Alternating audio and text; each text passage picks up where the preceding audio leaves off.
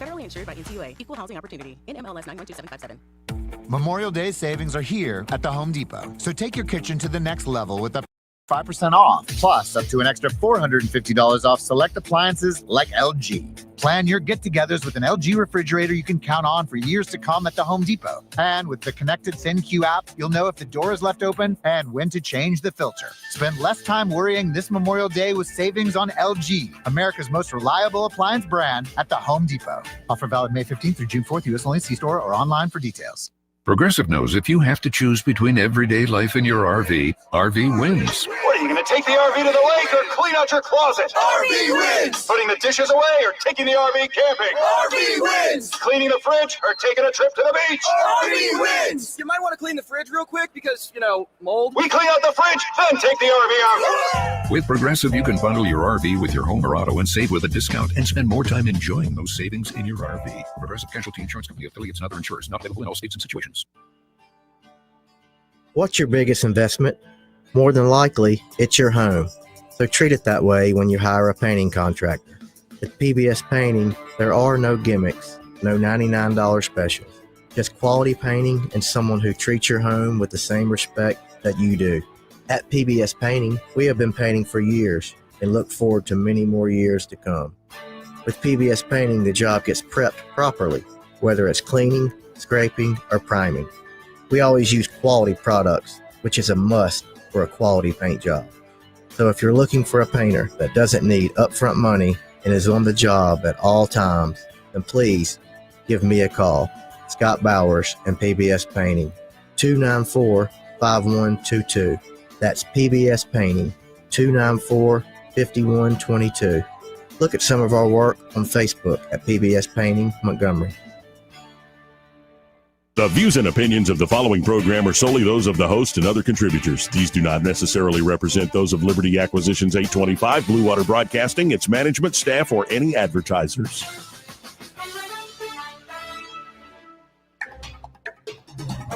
It's time for Montgomery's conversational radio show. It's News and Views on News Talk 93.1 FM. To join the conversation, call 272-9228.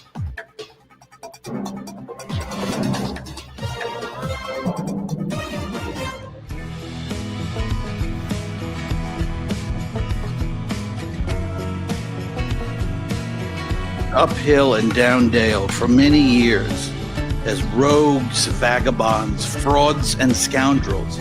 I sometimes suspected, like everyone else, I often expect too much of them. Joey Clark. Welcome into the program. Beautiful Monday here in Montgomery, Alabama. A lot in the news happening over the weekend. In particular, Joe Biden. They announced he was diagnosed with an aggressive form of prostate cancer that has metastasized to the bone. This didn't just happen recently. This was clearly known. In fact, they had urologists and doctors on Morning Joe on MSNBC saying, this didn't just come up in the last 100 days or 200 days or so. A slow advancement of the big, beautiful bill. The Federal Reserve also quietly buying $44 billion in U.S. Treasuries last week. I guess quantitative easing is back in a stealthy form.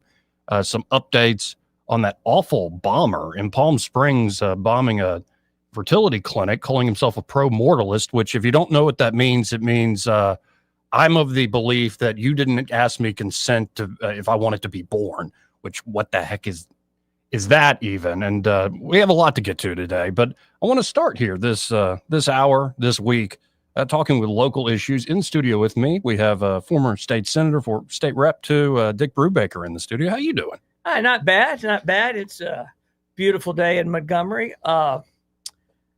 It is, I tell you, I'm glad the legislature's out of session. I don't know I could have taken much more. So, we got a beautiful summer coming up, and I'm looking forward to it. Yeah, and sticking on that for a second with the legislature, I agree 100%. And I'm just wondering, are these Republicans, or is this sort of the last gasp of the old Dixiecrats? Well, any legislature that has a supermajority in either party, any sort of philosophical stand, it all becomes transactional. Yeah. You get a bunch of people that, like in Alabama, you got a bunch of people that if Republicans are conservative, pro-family legislators, small government, limited government guys, these aren't Republicans.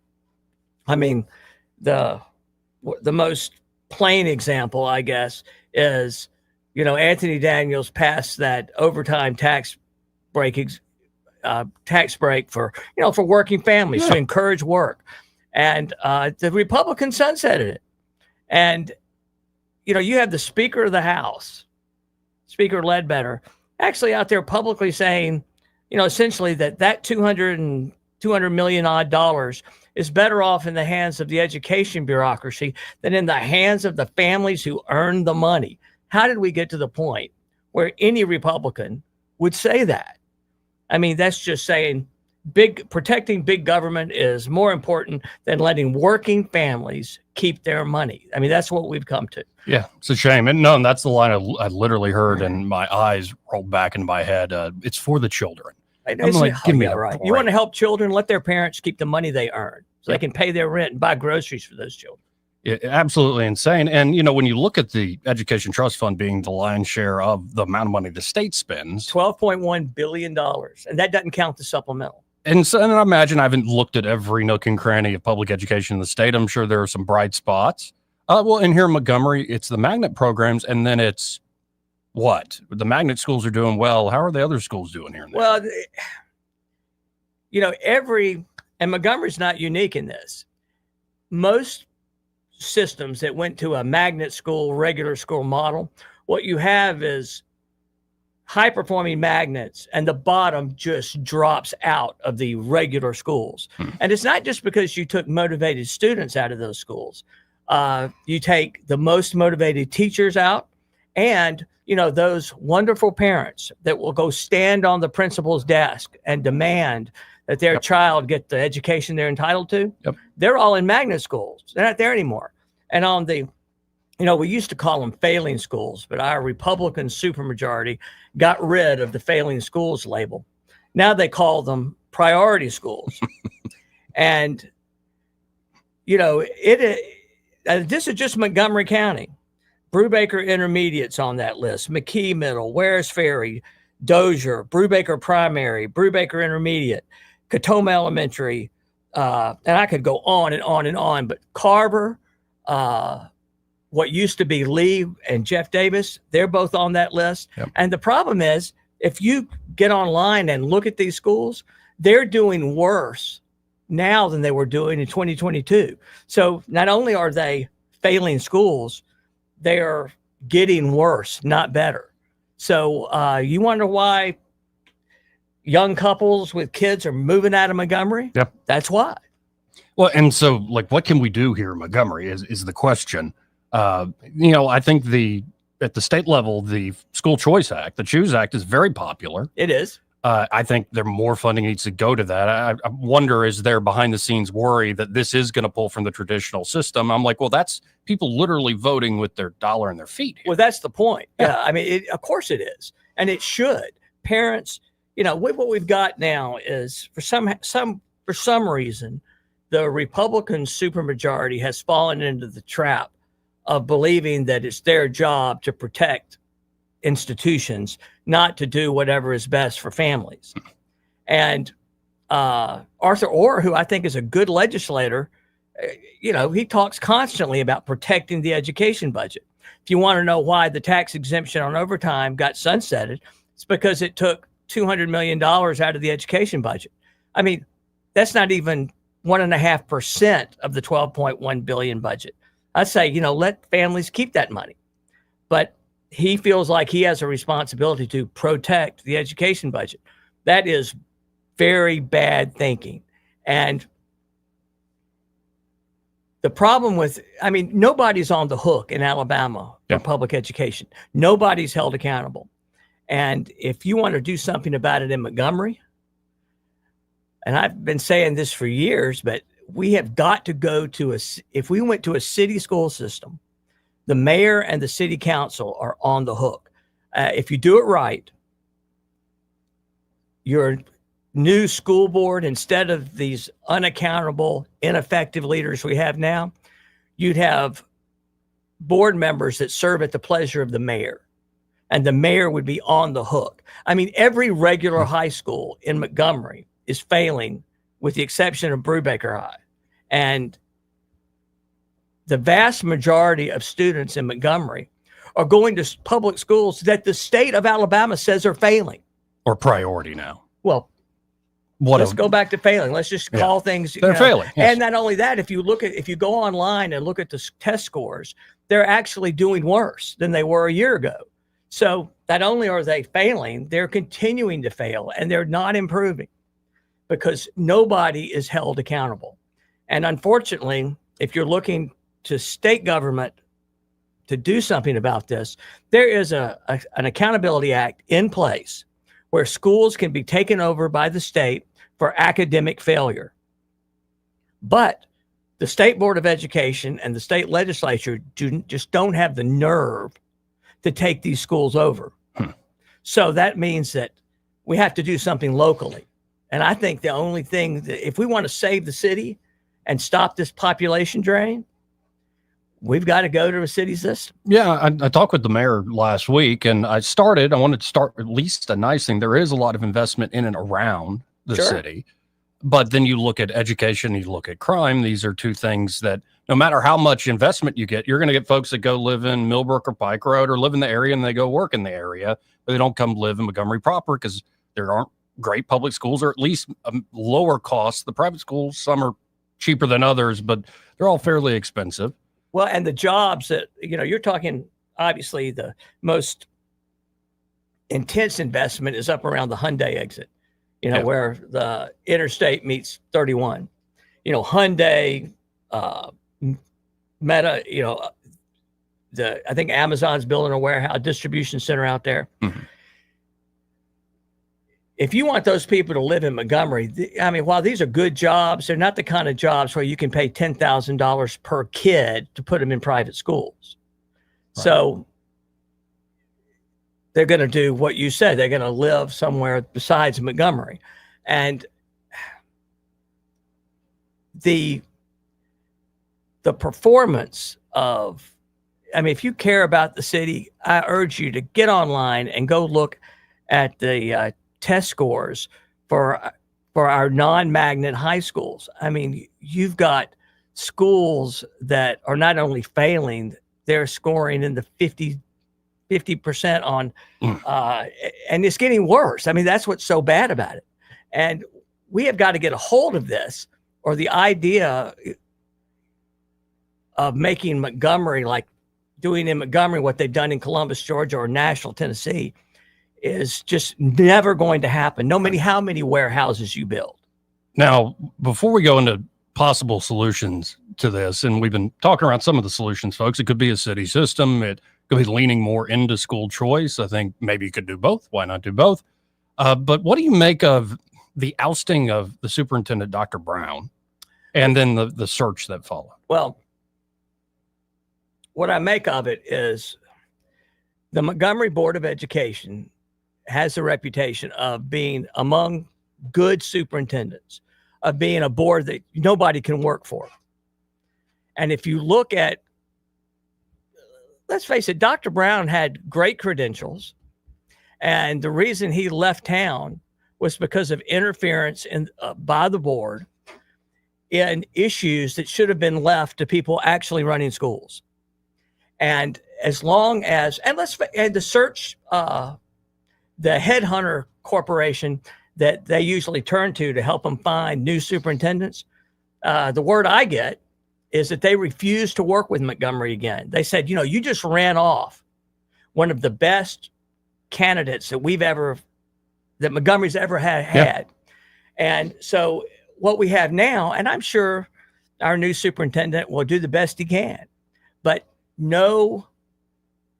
they always like to use the word world-class. No world-class superintendent is going to come work for a school board that is constantly interfering with day-to-day running of schools. You want your superintendent to know that the board's going to back him when he fires teachers who aren't doing their jobs. Right. And, if you look at things like absenteeism among teachers, it's Montgomery just has a reputation of being a place where you don't have to do a very good job to keep your job. And that's wrong. And, I see it at the state level. I see it certainly at the county level, in particular with schools. It is the worst part of government can be government by committee. Oh, yeah. Where you don't have strong, clear leadership. Now, I don't think we need like kings or anything, but almost like a strong CEO type that is empowered by a board that checks them to actually go in and make administrative changes. Because at this point, to me, it's not a money thing. It is an administrative thing. It's an organization thing. And you got to tear that culture that's failing out, root and branch, and empower, say, an executive to get in there and actually make decisions. Well, and you've also got to, right now, at least looking at it from the outside, we've got the people running schools are more interested in, let's put it in a capitalist way. Okay. Who are the customers of public schools? I mean, I'm an old car guy. Who are our customers? How do we please them? Well, the customers of public education are not students. No. They're parents. They're taxpayers. That's the customer. But if you look at the policy decisions of the state legislature and, frankly, the people running schools in Montgomery County, you would think that their customers are school teachers. Yep. Those school teachers are not their customers. Those are their employees. The people they ought to be trying to please are taxpayers. And they are not doing a very good job of pleasing them, because taxpayers are interested in how good is the school my child is being told that's where he has to go by the government. And instead of focusing on student achievement, they're focusing on more benefits for teachers, for shielding teachers from criticism. And I mean, the state legislature getting rid of the failing schools label is a perfect example. The legislature, about a decade ago, used that failing schools label for a reason. They wanted parents to understand clearly what type of school their child was zoned for. Now, when you call them priority schools, what you're doing is intentionally muddying the water. Of course. Oh, my child's in a priority school. That must mean they're going to get more of everything. It must be a good school. It's a priority school. Well, that's just a lie. It's not a priority school. It's a failing school. It's a school you don't want your kid at if you can help it. And, this is a sort of head fakes that our school administrators give the public. And we spend more on public education than any other single thing state government does, but we don't govern it.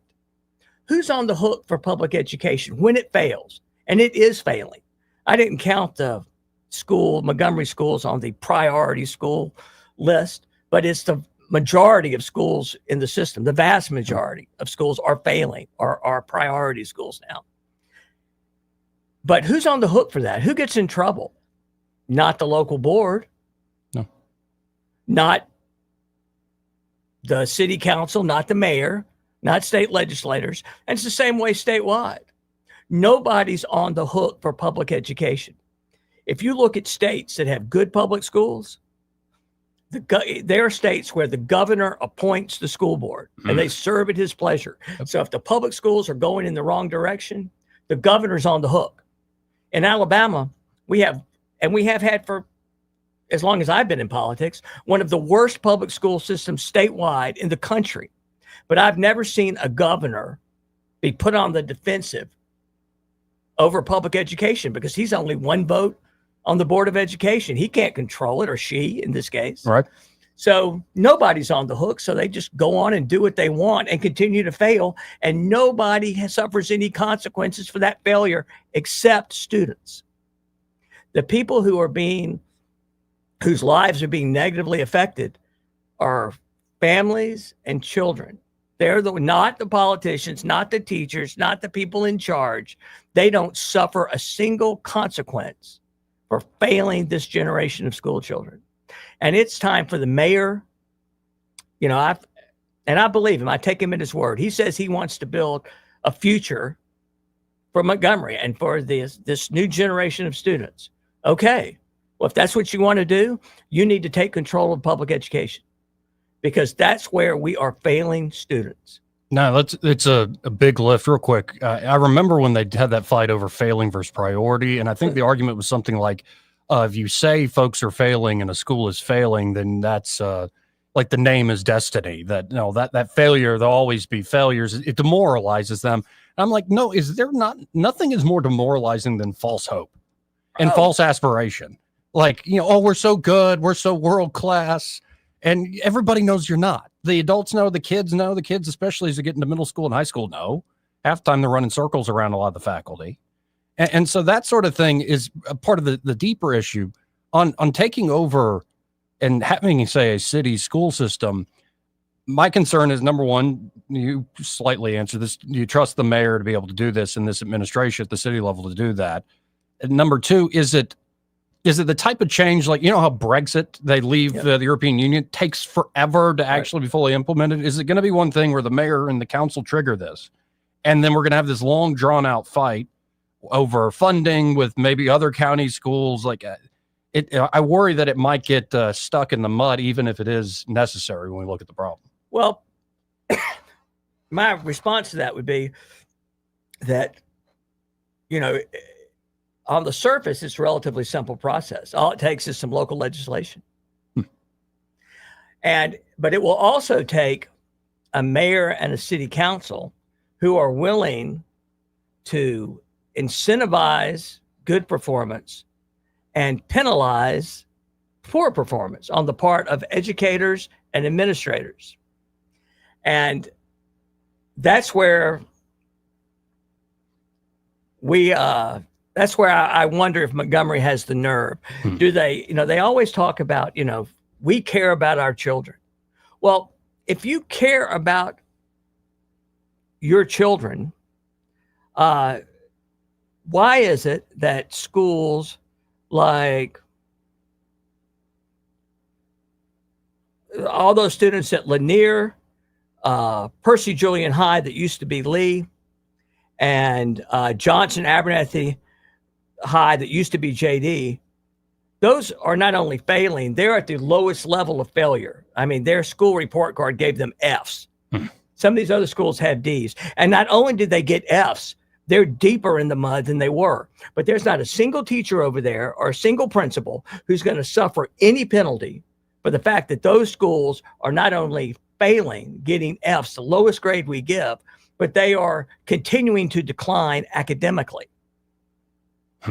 And until the people responsible for education actually, now I'm all for incentives too. You need both. Yeah. But as long as they know they can fail these children generationally and they'll never suffer any penalties, things aren't going to change. I mean, we're still handing out tenure after 3 years. That's way too early. But we need to empower principals to be able to change their staff over student performance issues. But right now, if they don't have confidence that if they lead and say, you're doing a great job, I'm going to give you more money, or I'm going to give you more authority, and you're doing a terrible job, and I'm moving you out. Right now, they have no confidence that they're going to get any support from Montgomery Central office, and certainly not from the school board. And that's what's got to change. And if the school board served at the mayor's pleasure, at least we have a chance to begin to make changes. And I'm going to tell you, I heard so many times when I was in the legislature, not publicly, they're not going to say this publicly, but that given what they have to work with, the schools are doing as good a job as is going to be done. I was like, oh, so you're saying these kids can't learn? Well, the problem is you look at places like Valiant Cross, where they're taking the most economically disadvantaged students in this community. And, it turns out that if you have high expectations and you teach the basics well, these kids can learn as well as anyone else. Sure. But we are allowing failure. We are accepting failure. We have learned to live with failure. And when parents with school-age children leave Montgomery and go live in Auburn. We've just been willing to wave goodbye to them. And it's affecting the tax base. It's affecting the quality of life in Montgomery. And I don't care how many water parks you build or how many warehouses you build out there at the Hyundai exit. You are not going to turn this around until you fix the schools. Yeah. Well, and I've seen it. I don't get out as much. I don't mind being alone, being a homebody, but I do know folks around my age who do have kids, and I know someone who sent their child to the Montessori school out there at Hampstead for the longest time, and knowing that, well, this is going to end at a certain age, they moved to Pike Road. There you go. And I'm going to tell you, if you look at Pike Road, had better tighten up, because they are not, let's just say that based on testing, that they're not doing as good a job. Now, they're still doing a lot better job than Montgomery is, but they're not doing as good a job as they used to do. And they need to focus on student performance and on delivering what they promised the taxpayers out there when they voted to raise their property tax to fund those schools. But even the way it is now, Pike Road is certainly vastly outperforming Montgomery. And you cannot let young, upwardly mobile professionals are the heart of the city economy. Yep. You can't just say, well, if you don't like it, send your kids to private school or go somewhere else. Well, because that's exactly what they're doing. Yeah. And private school, I tell you, everybody in Montgomery needs to write a thank you note to the Archbishop of Mobile, because the best affordable private school education is in Catholic schools. Yeah. No, and that's my story. My folks, I think, went and looked at the elementary school we were zoned for when I was still would have been a preschooler, and both of them said, no way. My dad did quite well at the time by all sorts of standards, civil engineer. My mother is a nurse, and they realized, oh, we're also Catholic, so they got the Catholic discount. But I went from preschool, 4-year-old kindergarten, all the way through high school. And, Catholic wasn't perfect at every little way, my time there, but it was a great school. And it still is a great school. It really is. I think it's getting better, actually. Well, and because it's gets some subsidy from the church, their tuition is significantly cheaper than other very good private schools. And, but that said, you can't count on parochial schools to take up the slack from a failing public education system. And I don't know if you want me to take the time, but I'll read this whole list. Yeah, and it is just so many schools that, these are Montgomery's children. Yeah. And if you listen, for whatever reason, the city government does not want to expand the police department. In spite of the rising crime, they just either can't or won't. I don't know which it is. Well, the other way to deal with crime is to give people a chance to prosper in a capitalist economy, which means they have to have an education. But if you're going to continue to fail them at the elementary, middle, and high school levels, like the Montgomery County school system is failing them, you're just going to have crime, because how else are they? You're just not preparing them to compete in this economy. And then the folks who, despite the odds, do well get out. They leave. Of course they leave. And, I sold my dealership because I got 5 boys. Yeah. None of them wanted to raise their kids here. Yep. And,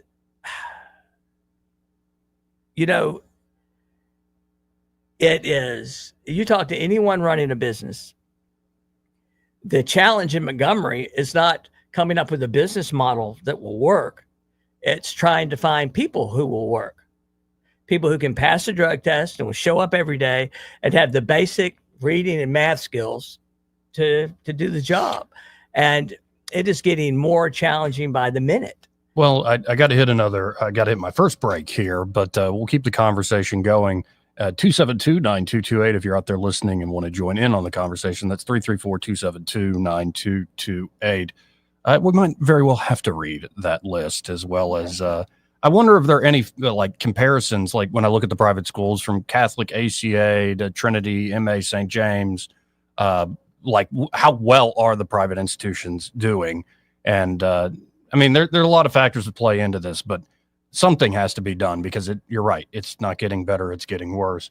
For the break, this part of the program brought to you by Pest Pro Services, and they're at Pest Pro. Ashley and that fantastic team are ready to help you with any and all of your pest control needs. Could be basic pest control services that they'll get you on a regular schedule, or it could be you're looking to get termite protection. If you haven't had inspection done for termites in a while, you're playing with fire, a very expensive problem, fire that's silent, that's eating through your property. You don't want that. And they can do the inspection, set up protection for you against those termites. And of course, they also do a wonderful mosquito service. I know the city sprays, but that's not reaching your backyard. And that's not really solving the problem. If you actually want to enjoy the backyard, enjoy the front porch without being eaten up, why not get Pest Pro Services come out again on a regular schedule? It's not like you call them once and have to remember to call them the next month.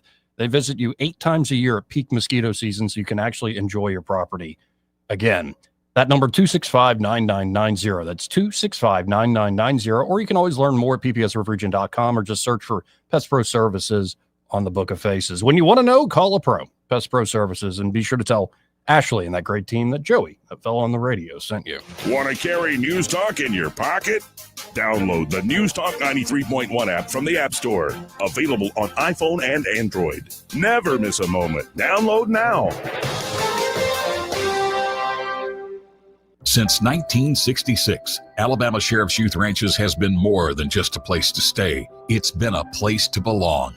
For children facing hardships through no fault of their own, our ranches provide more than shelter. We offer a warm home, a loving family, and a future filled with hope. With open arms, we welcome these young hearts, giving them the love, structure, and guidance they need to heal, grow, and thrive in a warm Christian environment.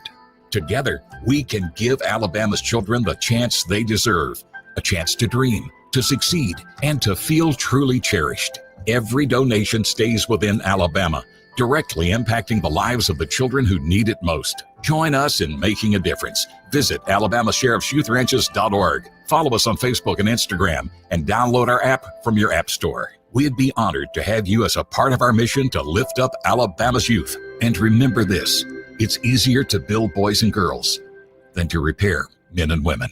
For too long, Alabama's statewide news companies have shamed us for our conservative Christian values. Alabama deserves a news company that cherishes our culture, a company that isn't bought and paid for by the powers that be. 1819 News is that company. Run by Alabamians for Alabamians, 1819 News celebrates what is good and beautiful about our state, while exposing those who work against our values in secret. Just go to 1819news.com to learn more. Subscribe to our newsletter. That's 1819news.com. This is your roving reporter, and today I am talking with an elk. Hey man, Mr. Elk, I was just wondering, what do elk do to take care of their money? Well, like most smart folks, we call David Ernest. You mean Alabama's most favorite asset preservationist? That's him, man. We call him up at 334-279-7431 or 205-479-0839. I see. Yes, he is our preferred money man. The money man with the money plan. You've been paying attention. Well, could you give us those numbers one more time? 334-279-7431 or 205-479-0839. And I just want to try to give you a heads up, man. Oh, what's that? I'm not an elk. Not an elk, huh? Well, then, pray tell, what are you? Knights of Columbus. I am not even going to make a comment. Well, the baby liked it. Mike Costanza with Chappie's Deli. And Jeff Baranko with Chappie's Deli. One of the reasons Chappie's Deli has been around for over 32 years is Blue Water Broadcasting. Yes, it is, and we have the perfect faces for radio. We sure do. And if you have a perfect face for radio, call Blue Water. Our advertisers are our biggest advocates. Call us to find out how radio can increase your bottom line. Blue Water Broadcasting. Local folks helping local business. The Rich Thomas Weather Network, brought to you by Montgomery Paint and Body. From little fender benders to total body repair, MPB will fix it good as new, maybe better. For 4 decades, the Turner family has been getting you back on the road. Call 279-7325. Rich Thomas Weather. Well, hi, everybody. We are expecting a sizzler on this Monday. I think the high temperature will end up in the lower 90s with the sun and cloud mix. And I think we're dry, storm-free today and tonight. Tonight's low down to about 70. Tomorrow, on Tuesday, there'll be enough sunshine to get us to around 93 for a potential high temperature. And by Tuesday evening and Tuesday night, there could be some strong, possibly severe storms in our state. That ahead of a cold front that will bring a big change. From the Blue Water Weather Center, this is Rich Thomas. At CB&S Bank, we've been meeting the needs of our customers since 1906. Need help setting up new business goals? Our line of commercial loans can help you achieve them. Go to cbsbank.com to find a location near you. All loans subject to credit approval, member FDIC, and equal housing lender. If your decision for new floors is based on brands and selection, wanting perfect and professional installation, or the kind of customer service that doesn't even exist at big box stores, obviously you gotta shop Prattville Carpet. But if you're looking for the lowest price, in that case, it's still Prattville Carpet. Because during their summer sale going on now, you can get tile, luxury vinyl plank, and carpet, all for just $1.39 a square foot. Hi, I'm Ray Bowles from Prattville Carpet. Call us today for your free measurement. Prattville Carpet, we're more than just carpet. On FM, on your smartphone, and online, the River Region's most trusted voice. News Talk 93.1 FM WACV.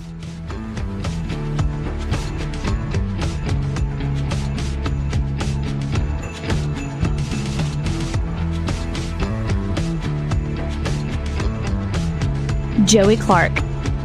Welcome back, Joey Clark. I've been using that little drop from Kristen for a while. She used to work here. Oh, okay. But again, folks, we have Dick Brubaker in the studio. We're talking local issues. And, well, where we left off is, let's list some of these schools. Okay. You've got the list in front of you. This is a 2023 list, which is the last complete one I could find. And I'm almost just, if you got a D or an F, you make the list. So these are the D schools: Brubaker Intermediate, McKee Middle, Wares Ferry Elementary, Dozier Elementary, Brubaker Primary. Oh, my grandmother would roll over in her grave. Katoma Elementary, Morris Elementary, Highland Gardens Elementary, Dunbar Raymer, Nixon Elementary, Carver Senior High, Bond Road Elementary, Brubaker Middle, Fitzpatrick Elementary, Highland Avenue Elementary, Johnson Elementary, South Lawn Elementary, King, and then I'm starting with the Fs. These are the ones that are at the bottom of the bottom. Those are all Ds. Now I'm starting with the Fs. King Elementary, South Lawn Middle, Capitol Heights Middle. Good Lord, Capitol Heights used to be such a good school. Morning View. Yeah, since 2023, Raymer Dunbar's closed, so I don't really count anymore. But Morning View Elementary, these are the Fs. Bellingraph, Lanier, Percy Julian High School, that used to be Lee, Danley Elementary, Davis Elementary, Goodwin Middle, Johnson Abernathy, which used to be JD, and Chisholm Elementary. And that's a lot of schools. And while the magnet schools, and I'm not taking anything away, Lamp is one of the best schools in the country. Yeah. But at what cost to everybody else? And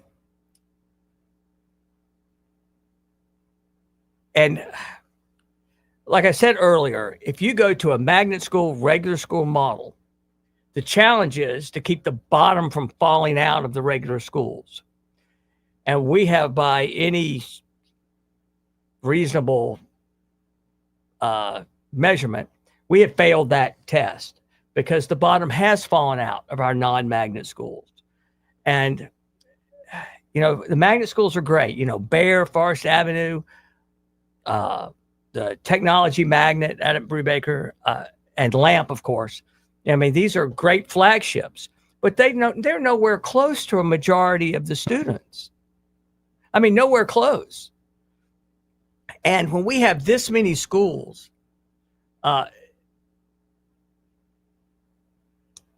failing their students, there's a price you pay for that. And, we were talking off the air about, you can redo the flag and all of this polarizing stuff you want to do. But at some point, you're going to run out of Confederate symbols to take down. You're going to run out of fountains you can paint with Black Lives Matter symbols. The students that are being failed, the students that are being shortchanged of their chance of a free public education, are the vast majority are African American citizens of this town. And if you really care about the city and you have some part in city government, you've got to fix this. It's more important than anything else. You can't fail kids. If you look at that list of schools, they're kids whose entire school career, elementary, middle, and high school, are all schools on this priority or failing list. All of the schools that they'll attend while they're Montgomery public education students. And then when they get out the other side and they're not employable, I mean, who's going to suffer? Well, those kids are. Not the politicians, and not the teachers, and not the principals. And that, there's so many teachers that just work themselves into early graves trying to do a good job. It's time we had a school government that rewards them. And for those teachers that are not showing up for a third of the school days, it's time for you to get fired. It's time to have a governance system that actually encourages principals to lead and backs them up. I'm telling you, anywhere in this country, when I was chaired the education committee in the Senate, and I used to get so many magazines and articles about public education. One thing that is absolutely true, anywhere you find an island of achievement in a relatively underperforming school system, what you find 100% of the time is a great leader, a great principal who came in there and turned things around. The problem is in Montgomery, we don't have a system to encourage those leaders because, if I fire a teacher that's not doing a good job, I'm not going to be supported because they're more interested in protecting teachers than they are of educating kids. And I think this is why new leadership, whether it's the mayor or if more schools, maybe in a private, especially with the school choice support that's now coming from the state, could crop up. You need to run these things like it's a startup, like it is sort of. Yeah, absolutely. We're going from baseline, and this is day zero. Like, here we go. We're starting over again. And I keep saying this in regards to national politics, but let's have some, at least the opportunity to make new mistakes. Well, instead of the same mistakes we've been making for generations. Well, I think you've got a lot of people who are so accustomed to low student performance that they think that's the only thing that can happen. It's just not true. It's just not true. Man, that's think about it enough. That's an ugly sentiment. That is a very ugly sentiment. And unfortunately, we are rewarding failure. And but the people who pay the price are children, are students, not teachers, not administrators. And I'm going to tell you, the mayor is in a unique position to do something right now. He has got a lot of support in the white moneyed community. He's got a lot of support in the African-American community. There are not many politicians who could survive the tough decisions it will take to turn Montgomery public education around. And I'm not trying to make this sound easy. It is going to be as nasty a fight as you will ever see. And I think the mayor knows that. Mm-hmm. But he is in a unique position to be a transformative leader in Montgomery. And that's what he ran on, but this is where it is. He's done a good job with economic development. But the core, the worm in the apple in Montgomery is public education. That's what's costing us population. That's why, let's face it, the last two censuses did not have good news for Montgomery. And we have got to turn this around. And there are not many mayors who are in a position to do it, but Mayor Reed is. And it would, I mean, it's easy for me to sit here because it's not going to be my blood on the floor.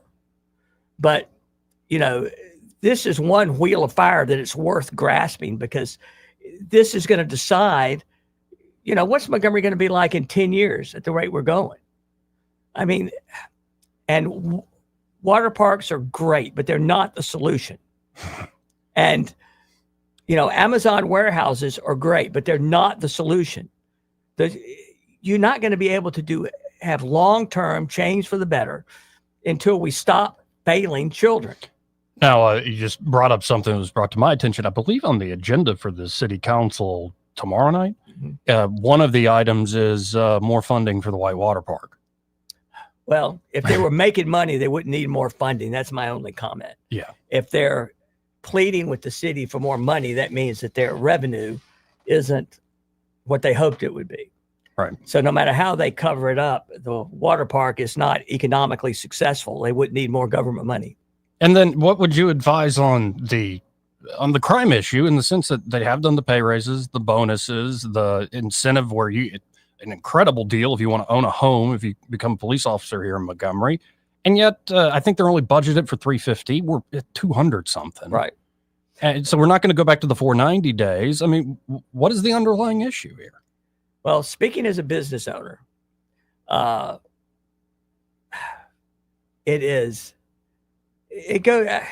know, I've never been in law enforcement. So I've only looked at law enforcement from the outside. But part of it has got to have to do with just numbers. And if you can't hire people, you need to ask yourself, what is it about Montgomery that makes young police officers reluctant to work here? And, you know, I think it's time to start surveying the graduates from the police academy that here in Montgomery that wouldn't accept a job from MPD, and they went to Auburn or somewhere else to work. I think you need to find out why. And, you know, part of it is going to be probably a fear that if they actively police, that they're going to be penalized and not find perhaps the support from their city government, from the people who hired them, that they'd want. Right. But, you know, like I say, it's easy for me as an ex-car guy, you know, to be critical. And none of this is easy. No. And I'm not saying it is. But on the education side, which I do know something about, Mayor Reed is in a unique position. I mean, this is a historical hinge point where we have an African-American mayor who's young, who's energetic, who's, and I hate to say it like this, but who has the support of the money in town. Mm-hmm.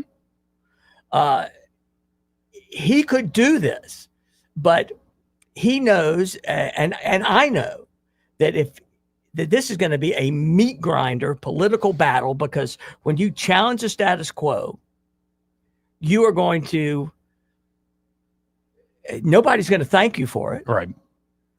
And the question is, are we willing to have these? I mean, this is a system that is, the vast majority of students are African-American or Black. The majority on the school board, Black.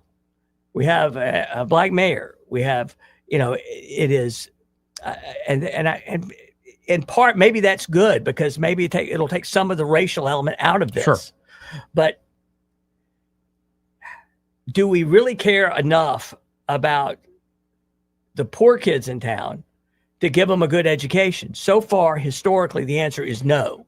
Who would be doing the pushback, and how could this work just generally? So it would take local legislation, but you do take on all the schools currently under the umbrella of Montgomery Public Schools? Well, it would. It depends on how you wrote it. I think that the county has so few schools left in the non-incorporated part. Now, it has become some simpler since Pike Road, because Pike Road has at least taken a lot of those students out. So if Montgomery had a city system, there are going to be fewer outlying schools. But I think that if you took Montgomery out of the Montgomery County public education system, there's not enough left to be viable. So I have a feeling that the Montgomery city system would probably have to embrace everything that's left. And could you keep something like the successful magnet program still going? You could. Yeah. I mean, you could write the legislation any way you want to. Yeah. But the question is, are you willing to have and it will be a political fight with let's face it, there are people who have a vested interest in keeping things the way they are. And sometimes literally getting paid to do that. Yeah, exactly right. And the tenure laws in Alabama are, they were, the idea behind tenure was since school boards are political jobs. I mean, they're elected. And, you're never going to get the politics out of elected officials. I mean, it's like trying to take the wet out of water. It will never happen. And the idea of tenure was that if a new elected superintendent or an elected school board comes in and a school teacher didn't support their candidacy, it's to protect them from getting fired. That was the original idea. Right. But it's morphed into more of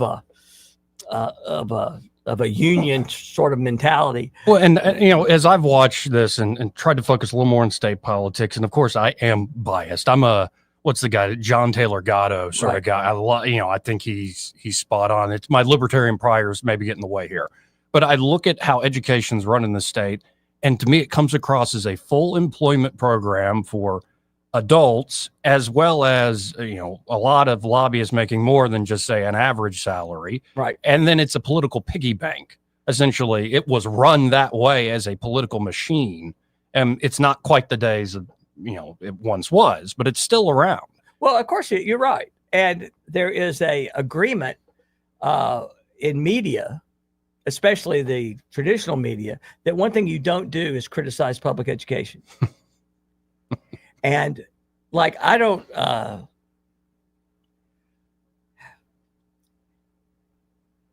when you have a community that has been taught not to expect very much from public schools, I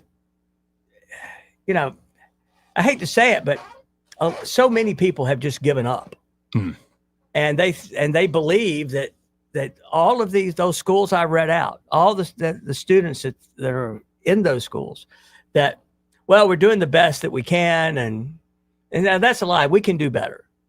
But the system we have is, and part of this goes back all the way, Alvin Holmes, I don't know if you knew him. Not personally, but I know what you're talking about, of course. Listen, I'm telling you, I learned a lot. I sat right next to him, and when I was in the house, I learned a lot about politics just sitting next to Representative Holmes. And I certainly learned how to use the rules to get what I wanted. But he explained to me, he would, when there were filibusters or whatever, he would just hold forth and just talk to you. And we were talking about the difference of why, a lot of white people, not all, are all wrapped up in student performance. That's all they care about. Mm-hmm. And he said, you know why a lot of African Americans take a different view? I said, no, I don't. And he said, well, I'll tell you. He said, if you go back to Jim Crow, and let's face it, those were not the good old days, especially if you're black. Right. He said that the only good jobs that black people could get were in public education. And so anything that threatens those jobs was like an attack on black community. Right. And maybe there's still some of that floating around, but I think that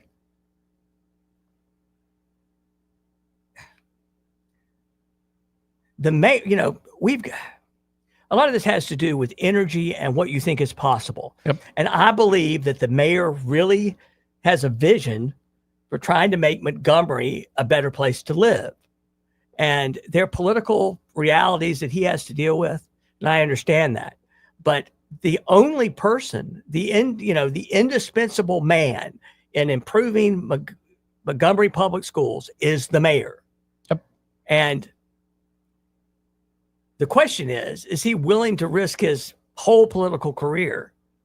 Because if he tries this and fails, he probably, let's face it, it is easy to whip people up. Oh, these guys are trying to take away what's ours or whatever. It's easy to misrepresent a city school system. And it's been done successfully by people that wanted to protect the status quo in other places. So he would be taking a huge roll of the dice. But if he was successful and we could turn Montgomery public education around and really serve the interests of these students and not focus so much on what's good for teachers and administrators and focus more on what's good for students. The economic growth they're looking for, I think it would come a lot easier. Yep. And I think we could stop this bleeding of talent out of town. And if it is a risk, but it's worth it. If you're just thinking in terms of political aspirations, doing a good job locally in a local community across usual partisan divides and all sorts of other things, and making a positive change, of course, it's always going to be risky. And that builds a lot of political capital down the road. If you're just kind of hesitant about it, you might have an all right career, but you kind of have to go big and bold at times, especially when there is a real problem, as we just laid out over the last hour. But then also, if you do something big and bold, we are the seat of the state capitol. Like, I'd imagine you're going to get some help from local legislators. And then also, like, think of like Senator Britt probably would love to bring more Air Force, more federal assets here. It gives a sign to the people up the chain in government. No, we're serious about making a change. Well, the Air Force has already given Montgomery a shot across the bows about education, and we're running what amounts to a school just for military kids now, just to keep the Air Force here. But it's easy for you and me to sit here where we're not going to be the ones having to bear the brunt of this fight.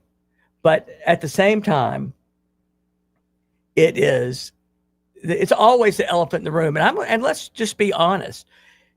A city school system has been talked about all the way back to Bobby Bright's administration. And none of the mayors preceding Mayor Reed had the nerve to do it.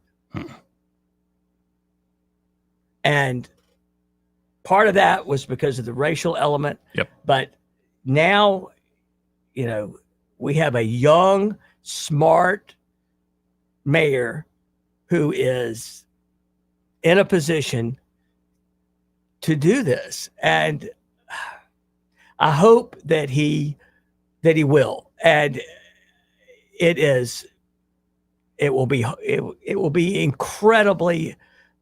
incredibly difficult fight, sort of, for hearts and minds, because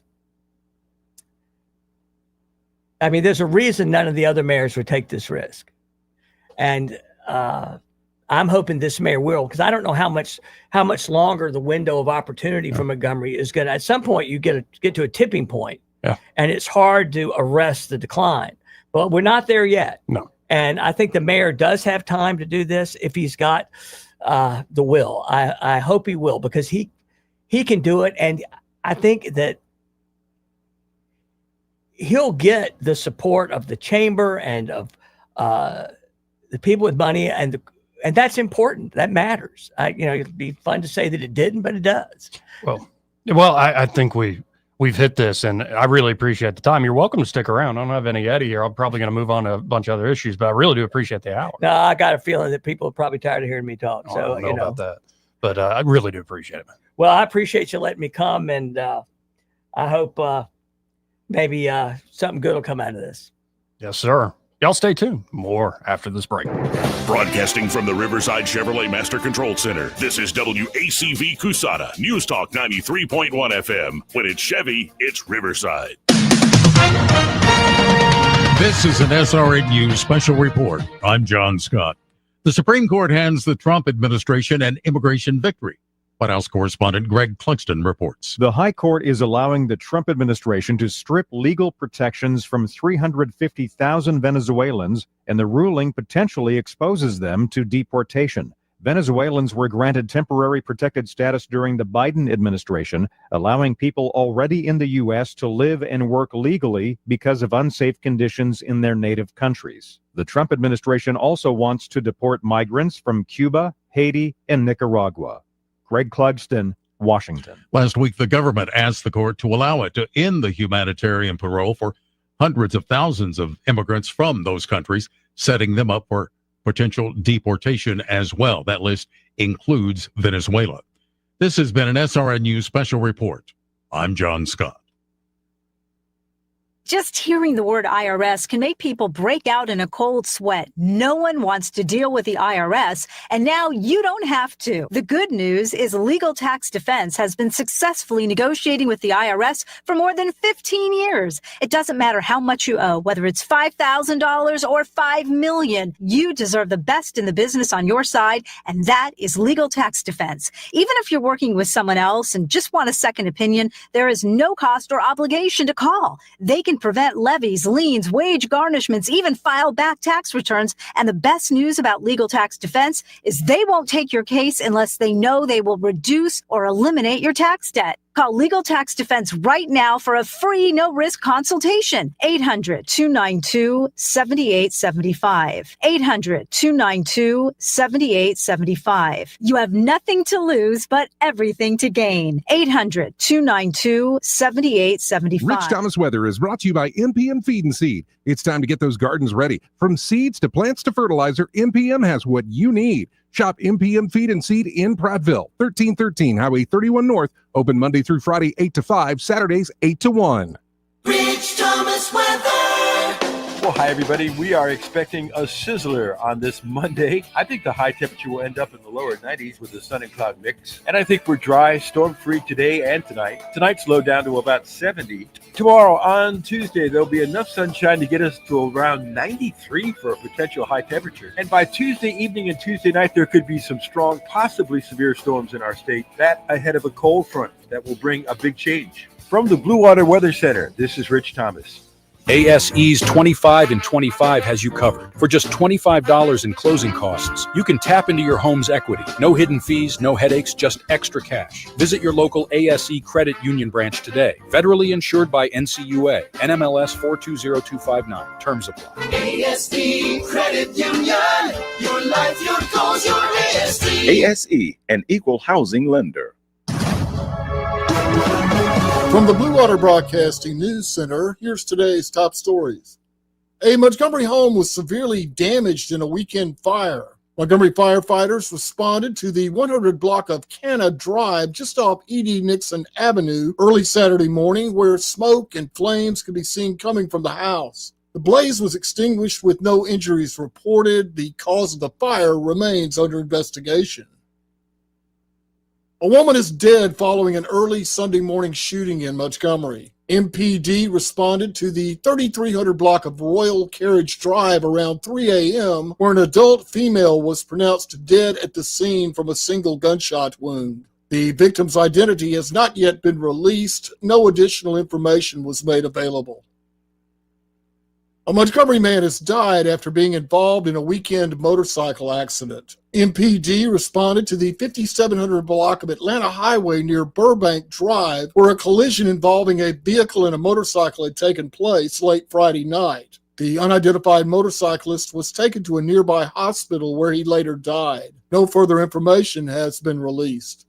From the Blue Water Broadcasting News Center, I'm Sky Mosley. This hour of news and views is brought to you by our good friends at Alabama Home Mortgage. Alabama Home Mortgage, 567-4223. Visit them on the web at myalabamahomemortgage.com. NMLS number 1586368, an equal housing lender. Let's face it, what our customers say about our business is the most important advertising tool. Here at Adams Drugs, we love our customers. We're here with Al and Amy Steinecker, Adams Drugs customers. Amy, please tell us how easy it was to transfer your prescriptions to Adams Drugs from the big box store. It was one of the easiest things I've ever done. I went into the pharmacy on Bond Road and spoke with the pharmacist and told him we had not been happy where we'd been and would love to transfer our prescriptions. And he said, I'll be happy to call them. And that was that. And now when I call, I just say I need to have a prescription filled, and it's just that simple. Al, what has your customer service been like at Adams Drugs?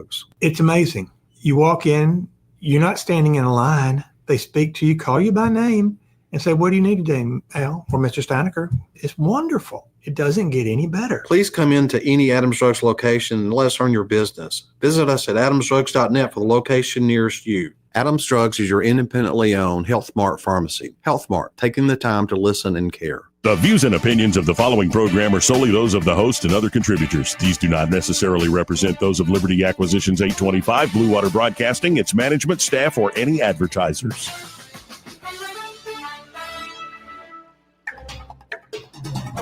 It's time for Montgomery's conversational radio show. It's news and views on News Talk 93.1 FM. To join the conversation, call 272-9228.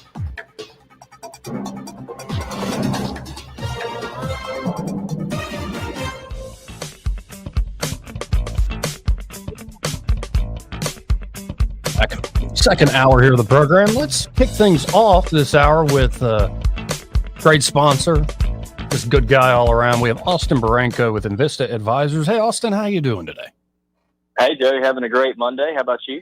Oh, good. Flying by that whole hour with Dick Brubaker. I appreciate it, Mr. Brubaker. That was good. But so much happening in the markets. Where to begin? Oh, yeah, this apparent downgrade of U.S. debt by Moody's. I mean, explain this to me.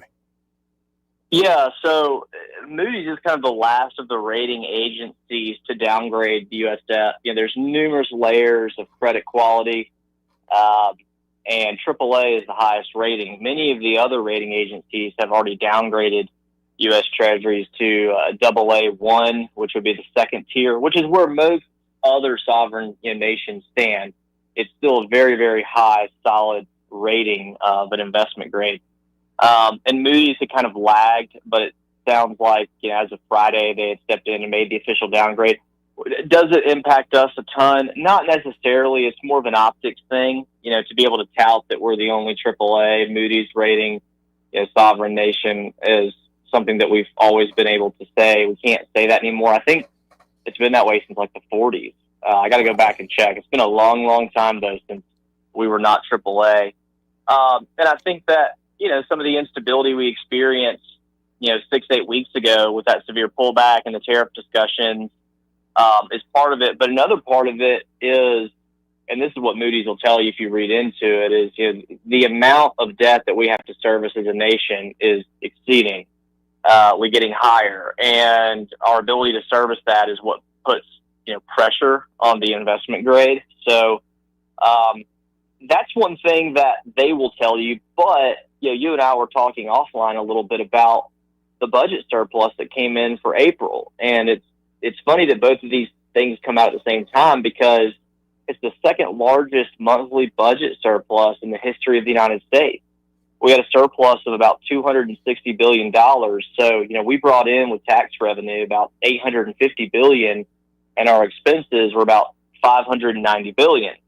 And as it pertains to the investment grade, about $90 billion of that expense was interest, which is the second largest expense item, which is wild. If you're just thinking, if you're out, listening and, you think about the bills you pay every month. Well, most people, your mortgage is probably your biggest bill.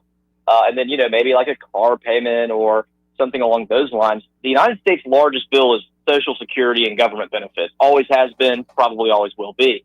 But our second largest bill is interest on debt.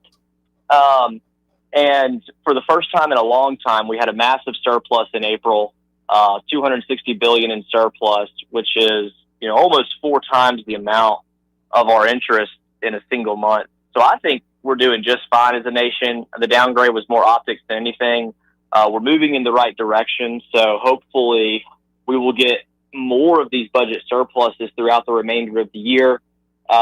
And just so that I'm not misleading the listeners, it is common to have a budget surplus in April because that's when taxes are due. So we may not get huge budget surpluses every month like this, but it's certainly nothing to look away from. It's a good thing, and I'd love to highlight it for the listeners. Well, and I'm wondering, is some of this the cuts that Doge was able to do unilaterally through the president and the executive branch? Is some of this maybe increased tariff revenue from the new stuff they put out there? I mean, it is nuts as I'm looking at this fight over the big, beautiful bill that they don't they don't score tariff revenues to this in some CBO rule. But I'm wondering what accounts for that other than it's just tax season.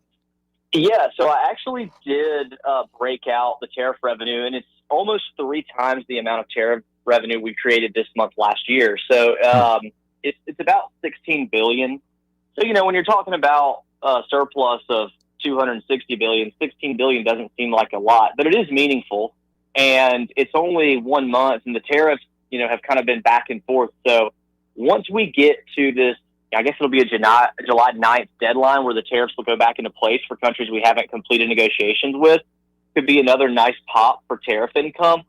But I think that could be detrimental to the market economy. So I'm hoping we get as many deals done between now and July 9th as possible. For the countries that don't deal, they're going to get these tariffs slapped back on. And either way, I think we come out to the good. But there will be volatility in July if this tariff stuff kicks back up, mark my words. But it's a good thing you pointed it out. The tariff thing doesn't get enough credit for generating income, and we're just in the first inning. So if we could get more income generated without decimating the market, could be really good for us. Yeah, and knowing that immediately pays for your, cutting taxes on Social Security and tips and overtime and all sorts of other things they want to do. And say if it's $160 billion a year, that's a pretty good number. And heck, that's a pretty big number. They always do these 10-year budget windows. So, 1.6 trillion is nothing crazy, right? No, that's right. So before I let you go, let's tell folks again about Invista Advisors. This is the sort of expertise, especially analysis of markets and how it intersects with politics. But y'all have a multidisciplinary approach. Like, it's not just focused on investments. Y'all are really looking at the customer themselves, every concern they might have with their financials. That's right. And, we have a very robust committee, an investment committee with 6 individuals that we meet bi-weekly. But yeah, we do everything from, helping with tax preparation. We have CPAs on our team here. We do estate planning. We have some great attorneys that we work with. Business consulting. If you're buying or selling a business, we can help you with valuations, potentially bring a buyer or seller, to the table. But what we focus on, and by we, I mean me the most, is individuals who are trying to either prepare for retirement or prepare to put a kid through college or maybe purchase that first home. If you don't have a financial plan in place, let me put a plan in place for you, and then we can talk about the investment because we are the expert in that space. But the plan is what I always want listeners to walk away with. If you don't have a plan, call us. We will put a plan in place for you. Again, folks, that's Invista Advisors. Call them up today. Get the conversation started at 387-0094. And when you call them at 387-0094, be sure to say, hey, heard Austin Branco on with that Joey Clark guy on the radio and want to see what y'all can do for me. Awesome. Thank you for your partnership, Joey. Thank you, Austin. Thank you, sir. Again, that's Austin Branco with Invista Advisors. The opinions voiced in this material are for general information only and are not intended to provide specific advice or recommendations for any individual. All performance referenced is historical and is no guarantee of future results. All indices are unmanaged and may not be invested into directly. The opinions expressed in this material do not necessarily reflect the views of LPL Financial. Securities offered through LPL Financial, member FINRA SIPC. Investment advice is offered through Invista Advisors, registered investment advisor and separate entity from LPL Financial. Well, folks, with the big breaking reveal over the weekend that Joe Biden has cancer, this old clip from 2022 has been making the rounds. And because it was a 4-lane highway that was accessible, my mother drove us, and rather than us be able to walk. And guess what? The first frost, you know what was happening? You had to put on your windshield wipers to get literally the oil slick off the window. That's why I and so damn many other people I grew up have cancer. And why can't, for the longest time, Delaware had the highest cancer rate in the nation. So because they were still covering for Joe as sharp as attack or whatever, they just immediately said, no, he misspoke. He doesn't have cancer. Well, yes, Joe Biden has been diagnosed with an aggressive form of prostate cancer that is metastasized to the bones. Now, it is something that can be managed. Biden's office said the cancer is hormone sensitive, which allows for effective management. And it's more common than people might think. Also, this big struggle session happening on the left, in particular being done by the dying corporate media, say the CNNs of the world. They're trying to separate themselves. The CNNs, the Washington Post, the New York Times, they're trying to separate themselves from the rest of the Democrats and the team. So David Axelrod and Van Jones want to say, well, it wasn't us who covered it up. It was the people working in the Biden administration, and those Democrats should pay the price for the problems here. But that's not going to cut it, especially when you hear the tapes that came out last week of Joe Biden being interviewed by a special counsel over the documents case, and where, he was keeping documents in his garage, in his car, where at some university had been sponsoring the Biden Center, yada, yada, yada. And when you listen to that tape, it's downright ridiculous that these folks in the Biden administration, and yes, in the media, kept saying he's sharp as a tack. You now have folks saying this cancer diagnosis didn't come out of the clear blue sky. This didn't develop in the last 100, 200 days. That's not how any of this works. And what's fascinating is Trump, Obama, Bush, they all put out in their medical checks, they put out a health score. In particular, they put out a PSA score, which isn't always perfect, but it's a marker for prostate health. And even on Morning Joe, Dr. Zeke Emanuel, I haven't heard that name since the whole COVID monstrosity. But even on Morning Joe, they're confirming, yeah, this is probably covered up. Let's listen in. You believe it is likely, if this prostate cancer has spread to the bone, that he could have had it for up to a decade, but certainly it's likely. Would it be fair to say it's likely to have had this for at least several years? Oh, more than several years. You don't get prostate cancer. So again, I just want to stop you. So this is not speculation. If you have prostate cancer that is spread to the bone, then he's most certainly, you were saying, had it when he was president of the United States. Oh, yeah. He did not develop it in the last 100, 200 days. Right. He had it while he was president. He probably had it at the start of his presidency in 2021. Yes, that I don't think there's any disagreement about that. And again, that's Morning Joe. And it is fascinating to watch the media, again, go through this struggle session acting like we weren't a part of this. Well, no, y'all certainly did play your part in this in a miserable way that almost everybody that isn't some boomer hooked to your crap programming could see through. People could see through it plain as day, especially those of us who more consume new media. There are downsides to new media. We deconstruct everything too much. Maybe we're too prone to conspiracy. But that mindset at least allows you to see through, to have a little bit of a skeptical squint when you're looking at the voice of power. Well, unless it's your guy in there, then you believe everything, right? The good news is if Trump actually has something, if Trump comes out sick, we got a good backup in place in J.D. Vance. Whereas I don't know if that was ever the plan with Kamala Harris. Now, at the end of the day, this is sad. I don't wish cancer on anybody. I've often said on these airwaves that the same cancer my mother succumbed to, same cancer that caused my mother's death, it'll be 10 years in July, same cancer that killed Joe Biden's son, Beau, same cancer that killed John McCain. Cancer's awful. Our particular case, brain cancer. In the case of my mother and in Biden's son. But any form of it can be horrifying to go through. And in particular, I know this about myself. As I said a couple weeks ago after giving up the scholarship in my mom's name, it does get better with time. The good memories come back, not just the ones right there at the end, where you lose the person in bits and pieces. But I know for a fact how I was personally, and we're all different, but in a weird way, I could relate to Joe Biden. And if I had been advising, say, then former Vice President Biden, say, do not run for office. I saw it on the campaign trail during COVID.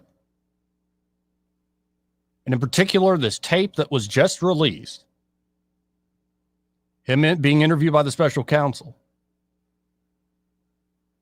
It's not just he has this whole thing stutter or that he loses his train of thought. What you notice is it always, especially when he starts thinking about death, when he starts thinking about mortality, when he starts to think about pain and suffering that other people are going through, it always came back to his son, Beau. I can readily admit that it often, especially in the first few years after my mother's passing, it always came back to her. The pain doesn't go away all of a sudden. It's one thing to lose a parent. I can't imagine that with your child, who was clearly your heir apparent. In that tape that was released, he describes his son as his right arm. It's like, I lost my right arm. And what's crazy is the name of politics and the name advancing this or that grand cause or whatever. You have a man struggling with cancer himself, who's still despairing over the death of his son to cancer, who's being propped up by God knows who. Obviously, we know the names of the media and the front-facing officials in the Biden administration at the time. But you really have to question who was running things. And now you've got folks here in the state of Alabama saying, well, Kay Ivey's real sharp. You know, you ask Kay Ivey a question and she can answer it. I think it's people just being nice who work with her. I've made clear I don't want Kay Ivey to resign. I want her to ride this thing out. I want an actual competitive primary, but how competitive is it going to be if it's Tommy Tuberville in there? Good luck to Lieutenant Governor Will Ainsworth. But this is a huge issue, especially as you have more and more folks that a little long in the tooth, to put it nicely, who have every incentive to hide their problem. At that point, you have to wonder in a representative government, especially when the whole people elect a president, who's actually in charge here? When a whole people elect a governor, who's actually in charge here? On a human level, it's tragic. Nobody wants to deal with this. I think people got a crash course during COVID about death and mortality. And I know there are a lot of people who have been touched by death, in particular from cancer. It's that, or it's usually heart disease or medical, mistakes, right?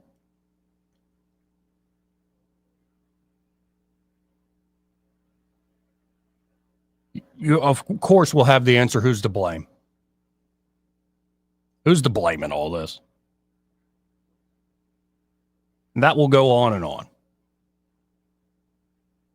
But whether it's the corporate media or the Democrats that were around Biden, so you all just need to leave. Just go jump in a lake. Let a new crop of idiots run the Democratic Party. Because not only is this political malpractice, this is just downright sad and tragic. Especially that clip from 2022 where Biden just, it was a gaffe, right? When he said, I have cancer. So you're using the public perception of the old man's senility to say he misspoke about something that was in fact true, that were just now revealed in what? May of 2025. Miserable. Now, J.D. Vance, the current vice president, was asked about this, I guess Air Force Two or whatever. He's on a plane, one of the fancy planes, and he's asked about this. Let's listen in to what the vice president had to say. Speaking of Joe Biden, sir, do you have any thoughts on his diagnosis? Yeah, look, I mean, first of all, of course, we wish the best for the former president's health. And, you know, it sounds pretty serious, but hopefully he makes the right recovery. Like, I will say, whether the right time to have this conversation is now or at some point in the future, we really do need to be honest about whether the former president was capable of doing the job. And that's no, you know, that you can separate the desire for him to have the right health outcome with the recognition that whether it was doctors or whether there were staffers around the former president, I don't think he was able to do a good job for the American people. And that's not politics. That's not because I disagreed with him on policy. That's because I don't think that he was in good enough health. In some ways, I blame him less than I blame the people around him. And why didn't the American people have a better sense of his health picture? Why didn't the American people have more accurate information about what he was actually dealing with? This is serious stuff. And this is the guy who carries around the nuclear football for the world's largest nuclear arsenal. This is not child's play. And we can pray for good health, but also recognize that if you're not in good enough health to do the job, you shouldn't be doing the job. Okay. Thank you, guys. Have a safe trip. See ya. You too. Again, that's Vice President Vance making good points, I think, with the right tone of voice. Well, what an ugly, tragic aspect of our history. Well, maybe that's just part of being human, right? And we just now can examine everything with a more heightened microscope, more attention and focus. And I think there is this mentality for too many people in this world that it'll always last forever. That it won't be my day, not today. The party will always go on.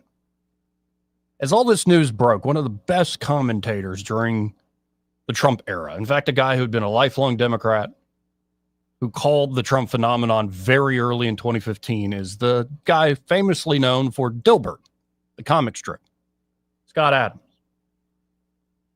His commentary is always unique, interesting, his own voice. And today he revealed, well, he's been dealing with the same thing. The same exact type of cancer that Joe Biden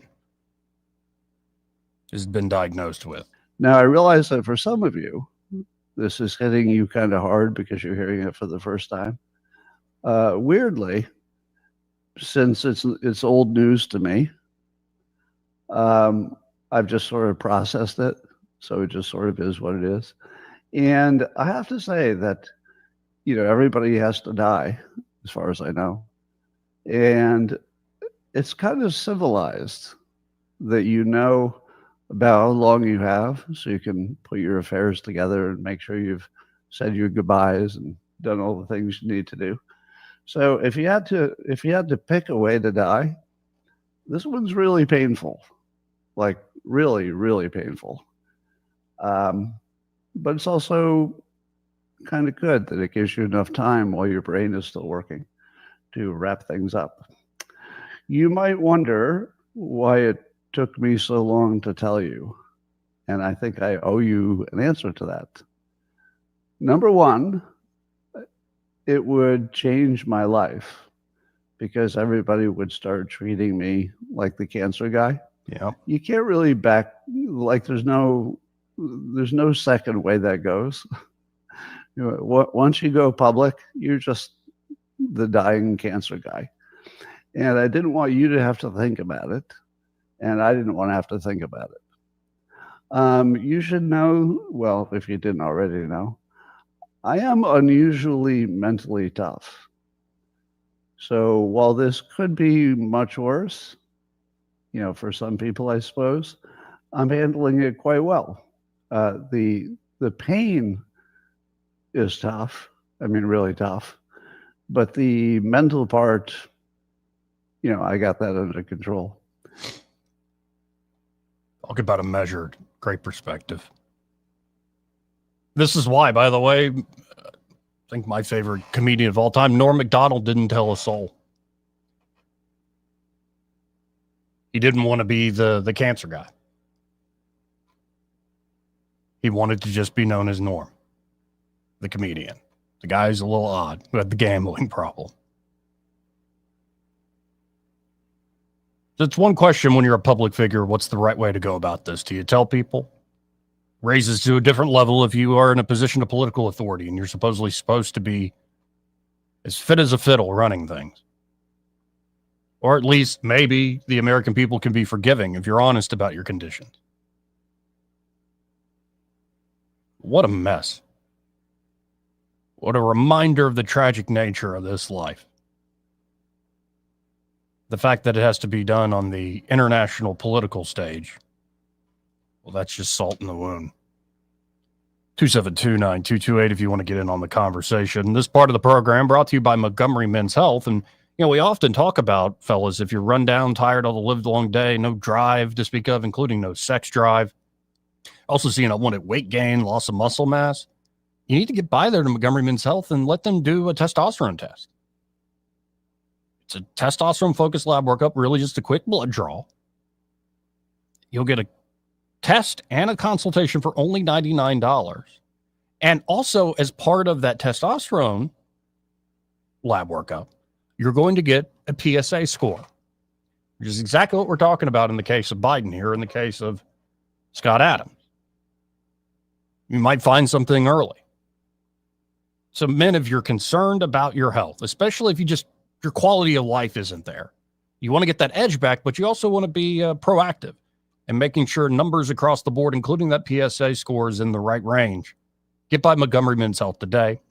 And if you do have something like low T, they have treatments there that can truly change men's lives. Men can experience, even on the same day with certain treatments, higher energy, better gains in the gym, brother, better mental clarity, improved sleep patterns, a faster metabolism, and you usually even notice an increased libido. Gotta like that sex drive. So come on, call them. You can actually book the same day that you call. That number, 440-3663. That's 440-3663. Or go to MontgomeryMen'sHealth.com to book your appointment today. He may not know whether he's coming or going, but whether you're going to work or coming home, Greg Budell is there. Mornings, 6 till 9, and afternoons, 3 till 6. Only on News Talk 93.1 FM, WACV. This is your roving reporter, and today I am talking with an elk. Hey man, Mr. Elk, I was just wondering, what do elk do to take care of their money? Well, like most smart folks, we call David Ernest. You mean Alabama's most favorite asset preservationist? That's him, man. We call him up at 334-279-7431 or 205-479-0839. I see. Yes, he is our preferred money man. The money man with the money plan. You've been paying attention. Well, could you give us those numbers one more time? 334-279-7431 or 205-479-0839. And I just want to try to give you a heads up, man. Oh, what's that? I'm not an elk. Not an elk, huh? Well, then, pray tell, what are you? Knights of Columbus. I am not even going to make a comment. Well, the baby liked it. When you need a new door or window replaced, you want it done right. Someone who delivers expert craftsmanship every time. Experience is a must. Listen, Davis Door and Sash. They can show you new doors and windows that can help you lower your utility bills and boost energy efficiency. Davis Door and Sash, Alabama.com or call 334-288-6010. Davis Door and Sash, the perfect fit for your home. Are you tired of the mainstream media's biased reporting? Do you want to stay informed on the news that really matters to you? Look no further than 1819 News. At 1819 News, we bring you the latest in Alabama news, politics, sports, culture, and more. We've assembled a team of journalists with Alabama values dedicated to the truth and the truth alone. Visit us at 1819news.com today. That's 1819news.com. Subscribe to our newsletter. Honest News, Alabama Values.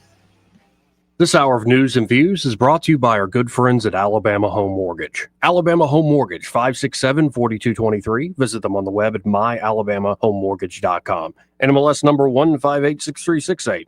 An equal housing lender. Put the power of Action 8 News in the palm of your hand. Download the free Action 8 News app to stay on top of breaking news wherever you are. Search for WAKA News in your app store to download the Action 8 News app today. Keep your family safe by watching Action 8 News. Look for 8 on your side consumer alerts with product recalls involving cars, food, children's toys, and other items in your home. 8 on your side, keeping you safe only on Action 8 News. Hi, this is Bo Goodson from the Goodson Group with your Real Estate Minute. Recently, I met with 3 different owners of homes who had the same problem. They wanted to sell their house quick and sell it as is for cash.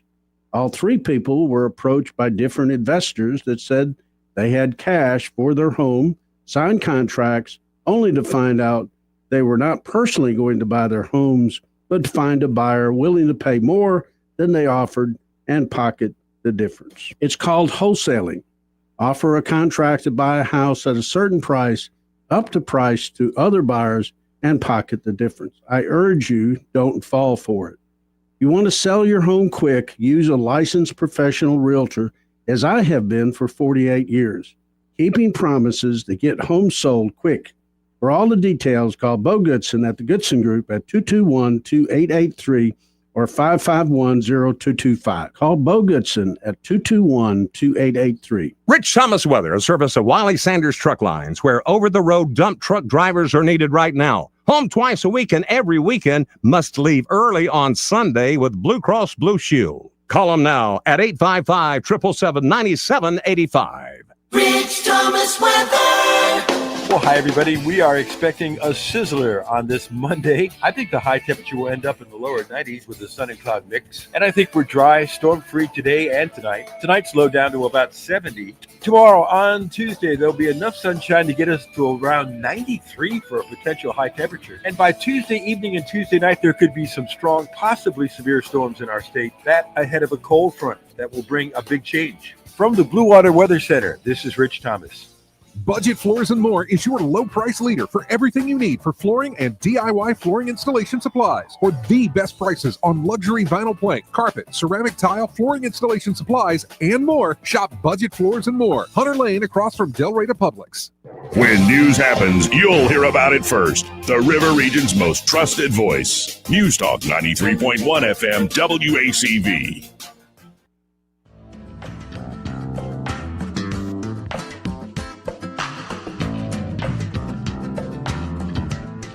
Mark. Welcome back. 272-9228 if you want to get in on the conversation. 334-272-9228. Let's go right to the phones and talk to James. Hey, James, how you doing? Joey, how are you today, man? Good. Very good. Tell me something. I stepped away and then I came back to the kitchen back here where the radio is. Do you still have Mr. Brubaker there, or is he No, on the coop? he had to scoot. He did a little over an hour with us. Okay, well, whew, an hour. Tell me something, Joey. Or okay, we believe in smaller government, right? Sure. Okay, you're a little hesitant there, Joey. Don't want to open Well, that door I'll put for it this way. When it comes to the federal government, I'm pretty much an anarchist. When it comes to the state government, yeah, about the same. If it's an actual local government with, community with my actual neighbors, yeah, I might have a conversation. All right, well, let me ask you this question. How long has, I can't even think of the man's name, Stephen, how long has he been mayor? Stephen Reed, don't know the exact number. About halfway through his second term, so what, 6 years? Well, tell me this. Has crime with armed weapons or armed human beings, shooting bullets, killing one another, homicide, I think that's the term, has that gone up or down since he's been mayor. The general average, it's gone up. It's been bad some years, a little better some years, but compared to the last, say, mayoral 10 years, it's gone up. So what you're telling me, murder in the city of Montgomery is trending upward. Yes. Under his tenure. As well as property crimes and these sort of things. Okay. So one of Mr. Brubaker's solutions was to make the city of Montgomery accountable. Yes. And then we would have change in education, but that's not reflected in crime, is it, Joey? No, but I get his point in the sense that the current system is abysmal and only getting worse. If you treat this like a startup, whether with a city school system or you lean into more of the school choice stuff, where you have a lot of different options popping up, something's got to be done. Because when I look at the current board and where the current system's going, other than the magnet programs, it's not in the right direction. You got a lot of D's and F's, is what you're telling me. Yep. Okay. Well, I and then the brightest of A's with LAMP, for instance. Well, and here's what I would say to that. Not that I'm offering a blanket solution for anything, because I don't have one. But when you take your best and brightest out of your system and put them over here to the side and build a system for them, basically within the system, you don't have leadership within your classroom for other kids to look to. And education is just a microcosm of your society. So what I'm getting at is I would like to know the percentages of single parent homes that are present there, the members of those, in other words, the children, the students. Yeah. Where are they coming from that these teachers are having the opportunity to work with? I mean, how many single parent families are giving rise to these children that are in these schools that are D's and F's? And I realize this has been going on for some time, but I believe it's like 80%. Yeah. Well, and it's not even like single parent is a fairly good marker to understand a kid may be coming out of a bad situation. But even whether it's a stable home or a single parent, the amount of time, money, and energy just as a percentage, it doesn't have to be a huge nominal amount. Maybe you only make $50,000 a year, but the higher percentage of your income and time you put towards your kid, single parent or not, that kid usually does better. It's almost like the more attention from the household itself, you're generally going to have better outcomes. Not always. Sometimes, So what you're telling me is more money is spent at home or through the parents on education, the better the outcome is as far as what they're money and time, reading, writing, arithmetic kind of thing. Yeah, it could be somebody who puts 10% of their income towards their child's education, whether it's directly educating them or other things. And it's a selector for the type of person, the person who really does have that go get it attitude. I'm really going to focus on my kid's education. Generally, the kid's going to do better. Somebody actually gives a damn. Whether they're in a public or a private system or the magnet system or whatever. So I hear where you're coming from, that some of this, well, most of our issues begin at home. But I also don't think that that wipes away the slate clean or excuses, say, some of the administration and how things have been run. I wouldn't suggest that either. But what I'm trying to get at in a roundabout fashion is I don't think blowing up the whole system is going to solve a whole lot of problems, nor would creating two systems fix your issue either, because now you got two poorly funded public systems as opposed to just one. Yeah, I asked Dick about that, and he said at this point there aren't really any county school. If the city took over education, they would pretty much have to take over the whole system. And that way you could cut off a fight like I think they're having in Baldwin County with the city systems and the county systems there over money and allocating funds. It's a funny thing. People are territorial, right? Yeah, just a bit. Especially if their entire career in life has been put into a certain institution. They might get a little reactionary and sensitive if you're like, yeah, we're going to change this and blow it up. It is a big lift. I don't even know if the mayor would want to start pushing something like this, because are the practical aspects and logistics of this, along with the political minefield it creates for him. So I don't know, but something has to be done. And I know for a fact, I asked him last week, he was incredibly disappointed, to put it mildly, with the firing of Dr. Brown and how they've hired on Dr. Bird. Well, since you've gone into that area, tell me this: how many superintendents has Montgomery Public School Systems had in, say, the last 20 years? How long do those guys last? Because I can remember listening to the radio or television a few years ago, and understand I haven't watched TV on a regular basis since they went digital. All right? Right. I can remember they have a superintendent, they bring him in, they buy him a home or buy her a home, and then the next thing you know, that home is on the market because they got another superintendent, and then the third superintendent. Mm-hmm. I can't keep up. How many has this been in the last 20 years? I don't know off the top of my head. I remember, what is it? Ann Roy Moore. Then it was Dr. Brown, who wasn't fired, but he left because of all the micromanagement of the school board. Now you have Superintendent Bird. Before, I remember the name Barbara Thompson was around for a while, and then my memory gets fuzzy because honestly, I worked on one campaign while I was in college. It was a local school board campaign here in Montgomery. It made me not want to work on any political campaign ever again. It's amazing, like the problems in national politics or state politics, but at the local level, you give so-called adults, a little bit of power, man, they behave badly. It is. Oh. I'm trying to find words I can say on the radio, James. I go as far back as Bobo. I think that was the man's name. Clinton Carter was the personnel director. And, well, I filled in for a lady at Brubaker Junior High. That was my first paid tour of duty, the last 8 weeks of school. And I had 7th graders. I think it was 6 classes of 7th graders. Mm-hmm. And, of course, first thing you do, you come in, you start learning their names. So you can call their name. That tends to disarm a human being if you can name them. And this young kid was not there.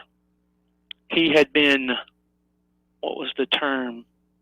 Indefinitely suspended for the last 8 weeks of school. Well, in order to have that suspension lifted, all you have to do is go in front of the school board after 2 weeks. Indefinitely suspended, Joey. And before he came back, and before the 8 weeks was over, you want to tell me what happened the second time? While I was there, he was indefinitely suspended again. Without all the details, was it violence or something? Or I have no idea. But see, that's the problem. If there's no teeth in any of your discipline, if you can't remove a problem child, not one that the teacher's pinching the baby, okay, but some kid that it means that he's going or she's going to be disrupted, if you can't get them out of there, the teacher there's no way you can deal with 35 kids in a classroom inside of 4 walls, no matter what your intentions are, good or bad, every day. And that's the part of the issue that you have. And of course, there are some that believe there are no children that are disruptive or poorly behaved. Yeah, I'm running out of time here, James. But I talking around this, it's an ugly thought. But maybe we're just dumb. That could be it, Joey. And I am not suggesting that I'm some sort of uber intellect. Yeah, maybe we're just all so dumb, and they're right. They're just better than us in New England or something. What in the world, man? Something's got to be done. Joey, I appreciate the time, man. It's always my pleasure. Thank you, James. Got to hit this break. First, though, this entire hour brought to you by Alabama Home Mortgage. And they're at Alabama Home Mortgage. Kim Williams and Madeline Cannon, well, they're ready to help you buy a home, especially if you're a first-time home buyer. They walk you through that home buying process from pre-approval. Do not skip that first step, pre-approval, all the way to closing day. And, of course, they can also help you with a great refinance deal. Could be the time is right for you, maybe to get debt off your back or to lower that monthly overhead as you get close to or you're already in retirement. maybe you're looking to reinvest in the home, the property, or your family in some way. Maybe you're a veteran looking to take advantage of those VA home loan benefits you earned through your service. Alabama Home Mortgage can help you with all of that. Call them up today at 567-4223. That's 567-4223. Or you can visit them on the web at myalabamahomemortgage.com. There is a difference in mortgage companies. Let Kim and Matt will improve that to you today. NMLS number 1586368, an equal housing lender. Want to carry News Talk in your pocket? Download the News Talk 93.1 app from the App Store. Available on iPhone and Android. Never miss a moment. Download now.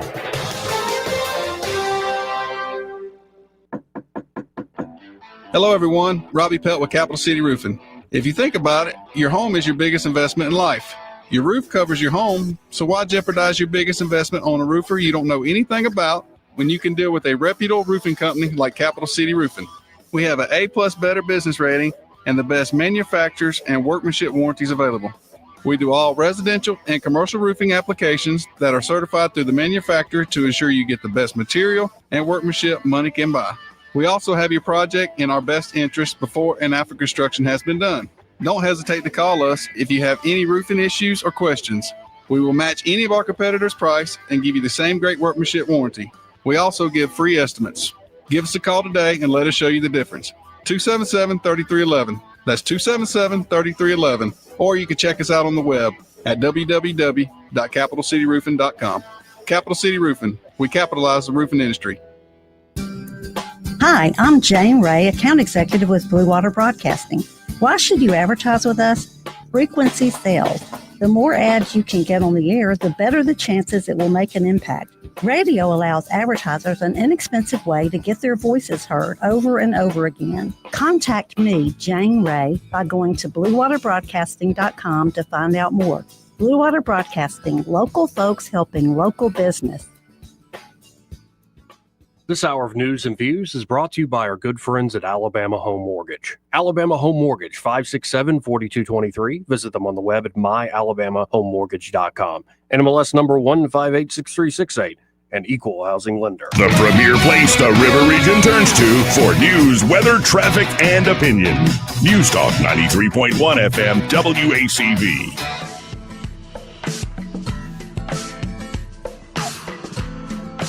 Welcome back. Let's go right to the phones and talk to Michael Cohen with Cohen's Electronics and Appliances. Hey, Michael, how you doing today? Hey, I'm doing great. How are you? Doing well, trying to solve all the world's problems. But on a beautiful day like this, I have this feeling that like y'all got deals. Y'all have like deals going on this beautiful day here in Montgomery at Cohen's. Let me tell you, we've got some deals. We've got some camera surveillance systems that were normally in the $700 to $850 price range that you can get in the $279 to $319. Comes with 6 cameras, comes with a DVR. They're great little cameras made by a company called Avicon. It's more of a commercial brand. It's simple to use at your home. I've also got some other Sony subwoofers that are wireless that go with some of their systems that you can get a deal on. I've got some Samsung sound bars with woofers that were normally in the $1,200 price range. You can get those for about $600 a piece. I've got a Yamaha wireless speaker that you can stream all sorts of different music on. It was normally like $350. You can get it for like $199. I've also got some cabinets that we've got discounted on the appliance side. They've got some ranges, some dishwashers, and some refrigerators that are discounted that we've got onesies of that just need to go. I've also got some nice home theater seating made by Palliser.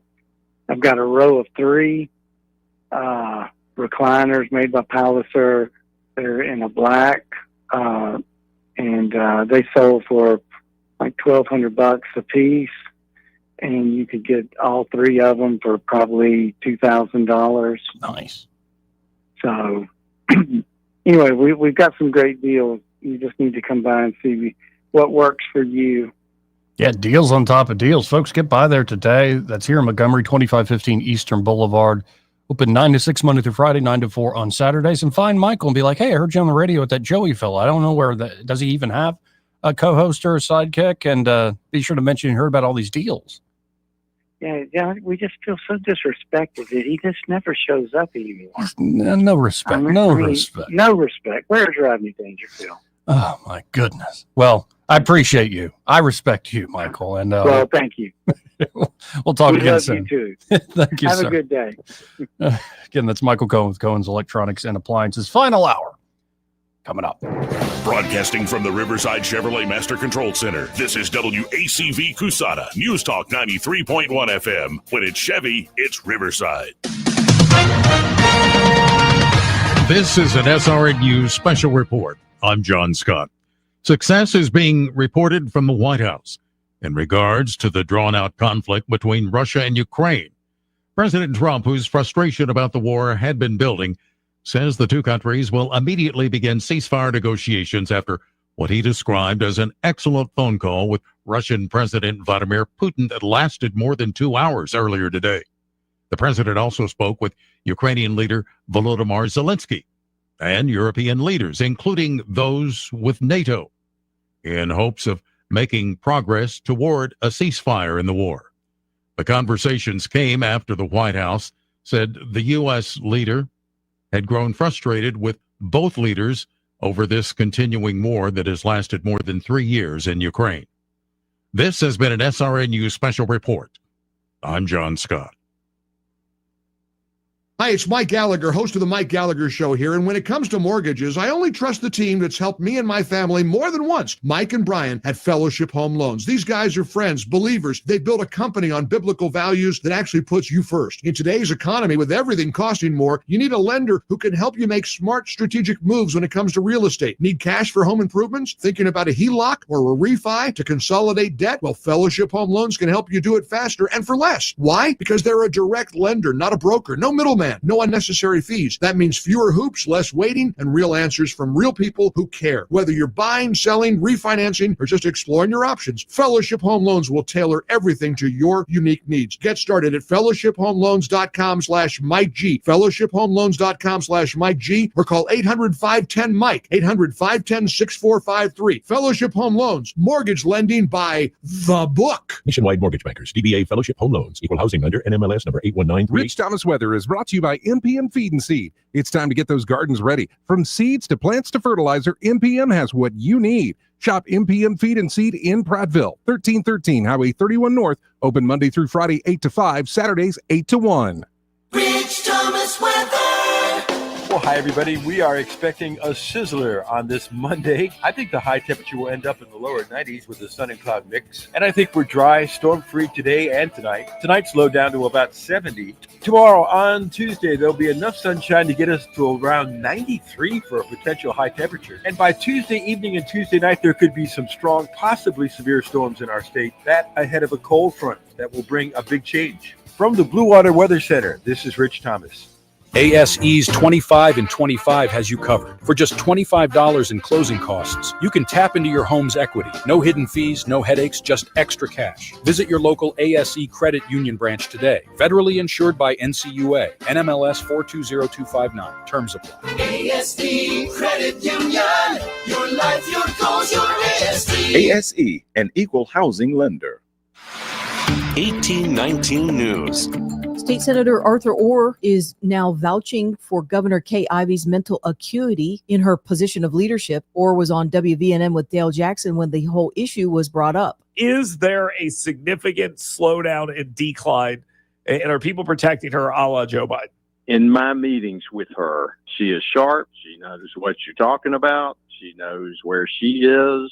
I have not seen any mental decline whatsoever. She pretty much knows where she is. And that being said, now physically, maybe she slowed down a little bit, but, you know, as far as her gait or something like that. But as far as her cerebral capacity to handle, if you ask her a question, she'll give you an answer. And, you know, pretty much the governor that I've known now for goodness, going back to the state treasurer days, you know, when she was state treasurer. I'll be back with more Alabama stories after this. Did you know that 70% of people experience a potentially traumatic event in their lifetime, and that 6 out of every 100 adults face PTSD every day? Help us bring hope to these survivors by signing up for your Alabama Distinctive PTSD Awareness License Plate today. The great thing is you can sign up no matter when your current plate renews, and the first year is complimentary. All you need is your VIN number on hand. Drive awareness, drive hope,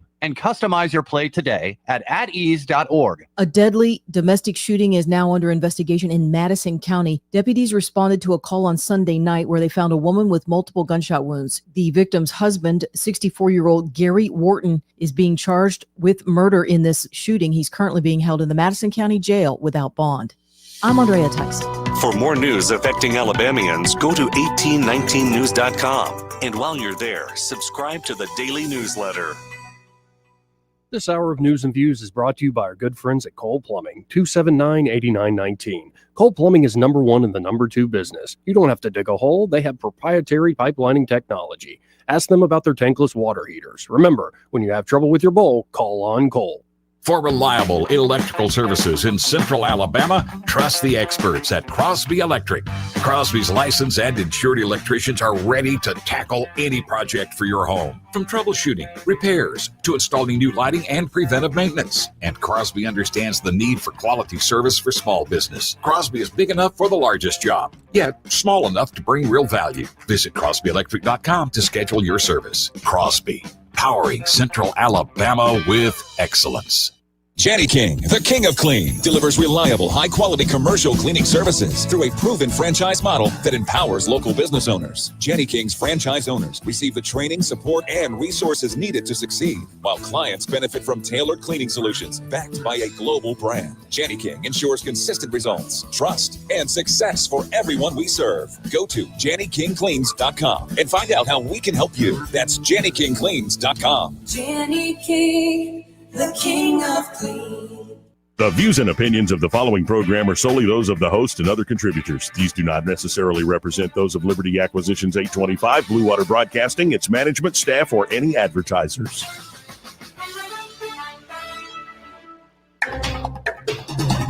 It's time for Montgomery's conversational radio show. It's news and views on News Talk 93.1 FM. To join the conversation, call 272-9228.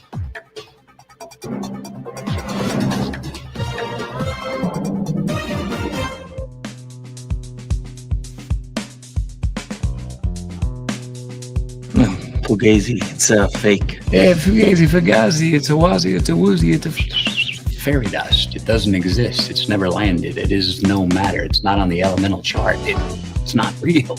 Right? Joey Clark. Welcome back to the program. Final hour. Show's flying by today. Hopefully Eddie will be joining me tomorrow, but we should have Judge Knapp, Anthony Daniels, a few folks tomorrow. And we have Urbanite, I believe, on the phone. Let's go to him. How you darn today? Yeah, hey, this is from last segment. I really think we really should be conscious that kids at magnet schools deserve to be in a magnet school without the worries and frustrations of their slower peers. Yeah, I hear the argument. I hear the sentiment. I agree. If we're going to succeed as a society, we need to embrace the thing we say we embrace, which is meritocracy. And we make sure they get the education they need, because maybe they will stay at home, because all they'll know is a good school system, if you think about it.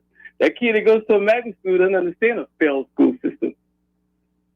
All right. He doesn't understand that his peers are whack jobs and their parents are pathetic and don't take care of him. That kid didn't understand that because he's never seen that. And we need to keep it that way. What we need to do is increase our charter schools and have criteria for our charter schools to maybe embrace that B student. Because, where there's an A student, there is a B student. And I promise you, the B students normally rise to the occasion when the A students are around. Oh, yeah. No, and I think leaning into the current the current school choice options is great, whether it's charter schools or enough people start demanding, like, hey, I want to send my kid to a different place. You start to see all sorts of things that could pop up where they could go spend, say, that $7,000. one of the things you're dealing with, and I know I've seen it, is there are people who go to private schools, think their private schools is all that, and they don't realize that a lamp eats their private school alive.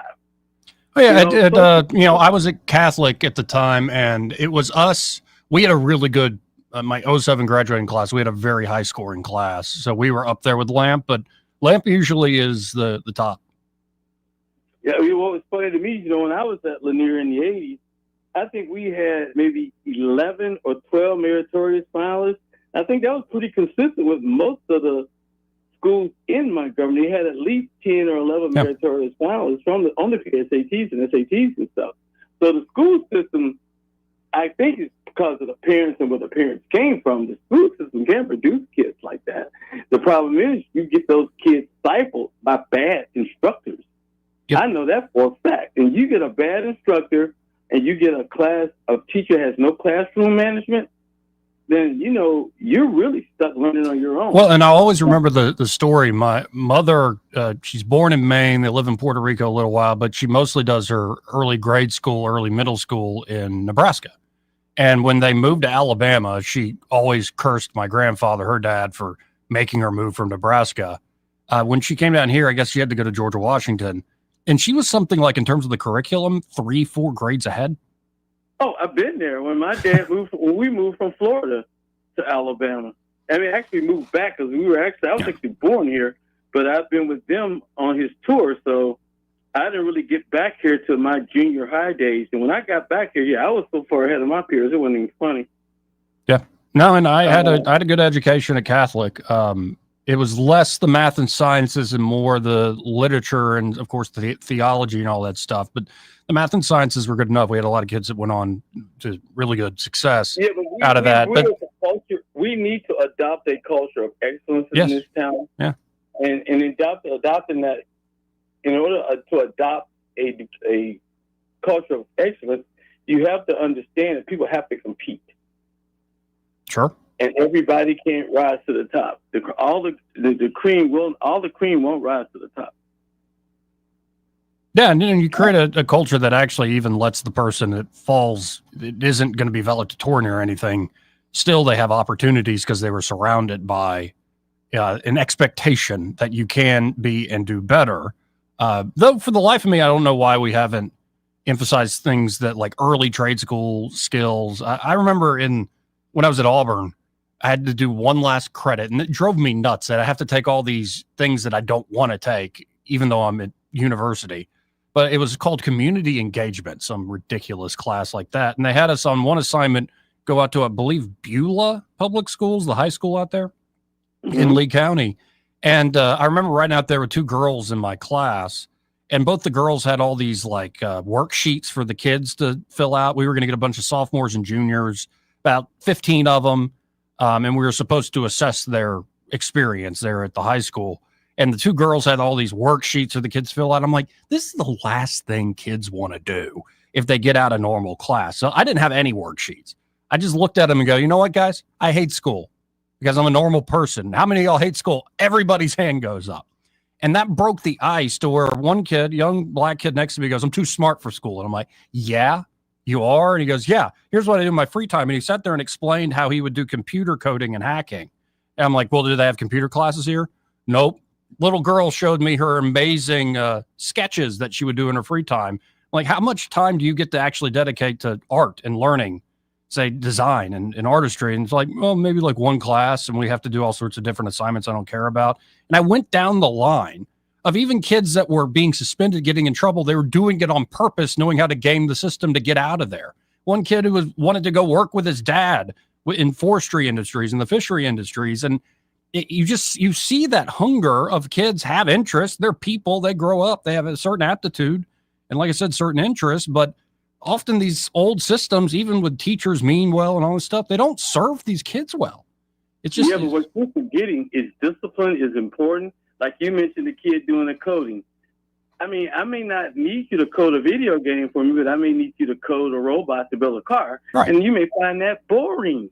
You get what I'm saying, man? You have to be able to. That's why you have a liberal education, all those classes you didn't like taking, so that you understand how to do other things. even the things you don't enjoy, you're able to do them. Because that's what the real world is like in your case, in the communication business.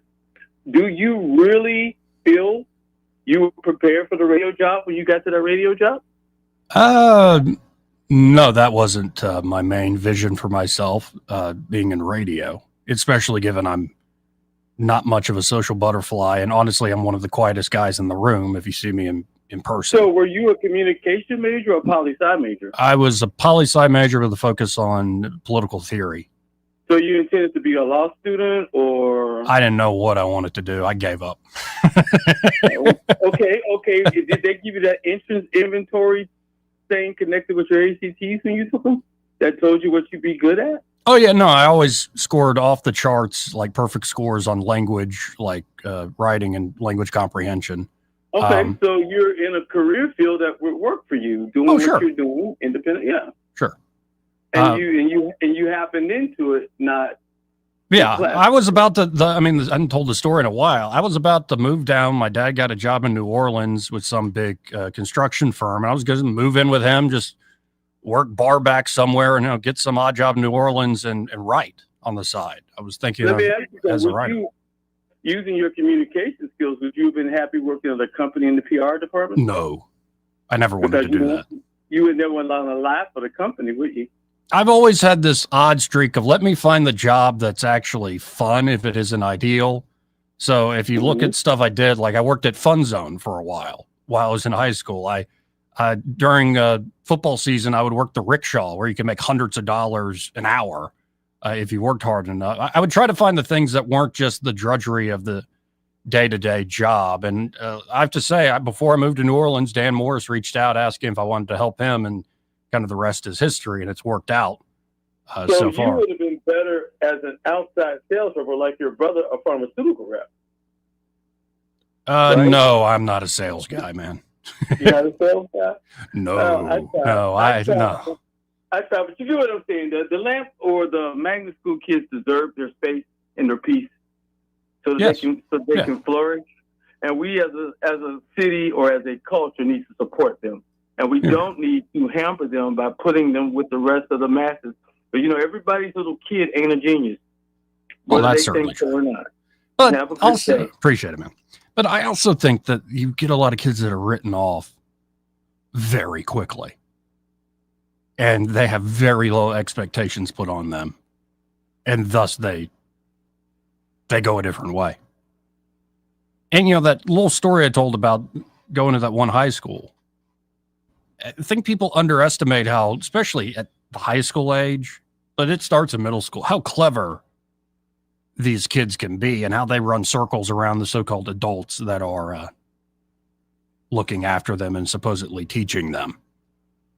And a lot of that, obviously a lot of that comes from bad home life or whatever, but also a lot of that comes from boredom. Like, they don't see the point of this. And in a way, I really do believe this John Taylor Gatto guy, he was teacher of the year in New York State for a few years. And they finally asked him, and they're going to give him the award again. And he wrote in a Wall Street Journal op-ed essentially saying, I can't take this award in good faith because the system I work for abuses kids. Not like that. Not like the Catholic Church scandals, but he's saying that what we are doing to so many of these kids with the traditional system is a mess. And so they asked him, how did you get such good performance in the middle of that system? He's like, well, I didn't follow the system. I would in particular find the kids that were bored. I would find the kids that weren't performing well, never paying attention. And I'd sit down with them and be like, well, what are you interested in? And he would almost give them like a big project. Like, what are you interested in? Here's your big project. I'll let you leave class to go do this. But as you go for this big goal, this big project, here are the things you might want to look at and study. And I'll always be here to help you, supplement to reach your goal on the thing you're actually interested in. There are kids that do awful in school, but they go on sometimes to be incredible successes in the business world as entrepreneurs. Or they find that little niche of like, I'm good at this thing.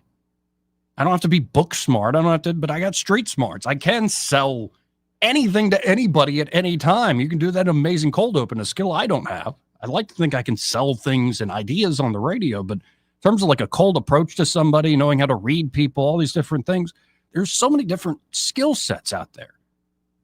And then, of course, they're going to be the more engineer types or folks that they're not people persons. They're more interested in things.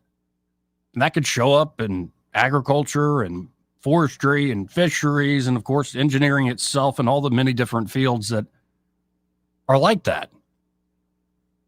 There's a lot of great things that kids can go on to do. And I truly believe, despite the awful results of so many public schools in Montgomery, people can still overcome that on an individual basis. But how do you change a culture that seems to accept this is how it is? That don't expect too much. I don't think, to Urbanite's point, it's by pulling down the very successful and the go-getters that are in the magnet system. I agree. It has to be done by raising expectations for folks who are struggling. And I'm not just talking about the kids. In fact, I'm really not talking about the kids. We need to raise expectations at how things are done for that people actually running these systems. And if that means a big old overhaul, a takeover, yada, yada, yada, so be it. That will not be my decision anytime soon, nor do I want it to be. 272-9228 if you want to get in on the conversation. That's 334-272-9228. You know, as we're doing this and watching the struggle sessions from Democrats, certain old Democrats are giving the game away. Bernie Sanders, he went on the Flagrant podcast with Andrew Schultz and all sorts of great folks, Akash Singh. And this is what a moment this is. Well, Bernie essentially admits, yeah, the primaries are rigged. Is that the word they use, rigged? We have way too many choices in this country, but not enough choices in the Democratic Party.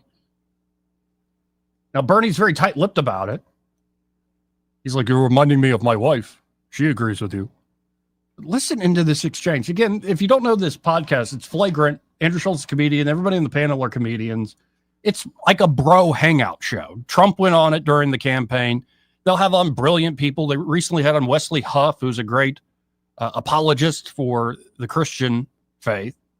But then they'll have ridiculous people and conspiracy theorists and other comedians and stuff. It's a bro kind of hangout show. They talk about serious things, talk about silly things. They just cut up, make jokes, make fun of each other. It's what dudes do. So Bernie Sanders went on the Flagrant podcast, this bro hangout, and listen to this amazing moment. The problem I think a lot of voters had is like they didn't even know if it was her. We didn't even know if Biden was president. We didn't even know if these were her talking points. And we felt that over the last 4 elections, Democrats, we felt that we didn't have a say on who could be president. We talk a lot about the Republicans being autocrats and oligarchs and taking over democracy, but from the Democrat perspective, and I'm a lifelong Democrat, I felt like the Democratic Party completely removed the democratic process from its constituents.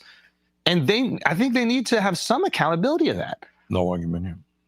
I donated for you. I mean, I wanted you to like. 2016, I was like, "This is going to happen. This guy's going to do it," and it felt like they stole it from me. And I'll be honest, it broke my heart when you supported him. Look, but you have in the world that I live in, you got a choice, and I mean, a lot of people, including my wife, agree with you. But you know, you're down to a choice: is it going to be Hillary Clinton or is it going to be Donald Trump? Not a great choice. But it ended up being him anyway, so why don't we burn it down? Good point. Well, because it's easy to say burning it down means that children are not going to have, food to eat, that the schools will deteriorate, people will not have health care. I got it. And I'm an elected official. I got to represent the people. That's fair. And I can't turn my back on No, it. it's not fair. That's a joke, but keep going. Then could we not also say if ostensibly there hasn't been a fair primary for the Democrats since 2008, are they not also a threat to democracy? Yes. We often hear. Fair enough. That is, yeah, I'm not going to argue with that point. He's agreeing, but it looks like he doesn't want to agree. He's like, why are you making me say these things in public? Hillary's going to kill me. Goodness gracious, that old socialist. Bernie, people thought he's the Ron Paul of the left. No, Ron Paul would have never endorsed Mitt Romney or even Donald Trump. Ron Paul's his own man, for better or for worse. Bernie went along. Well, you've got a basic choice. When he said that, I thought he was going to say something interesting. Something along the lines of, well, you can go your own way. You can go independent, or you work within the party in the system.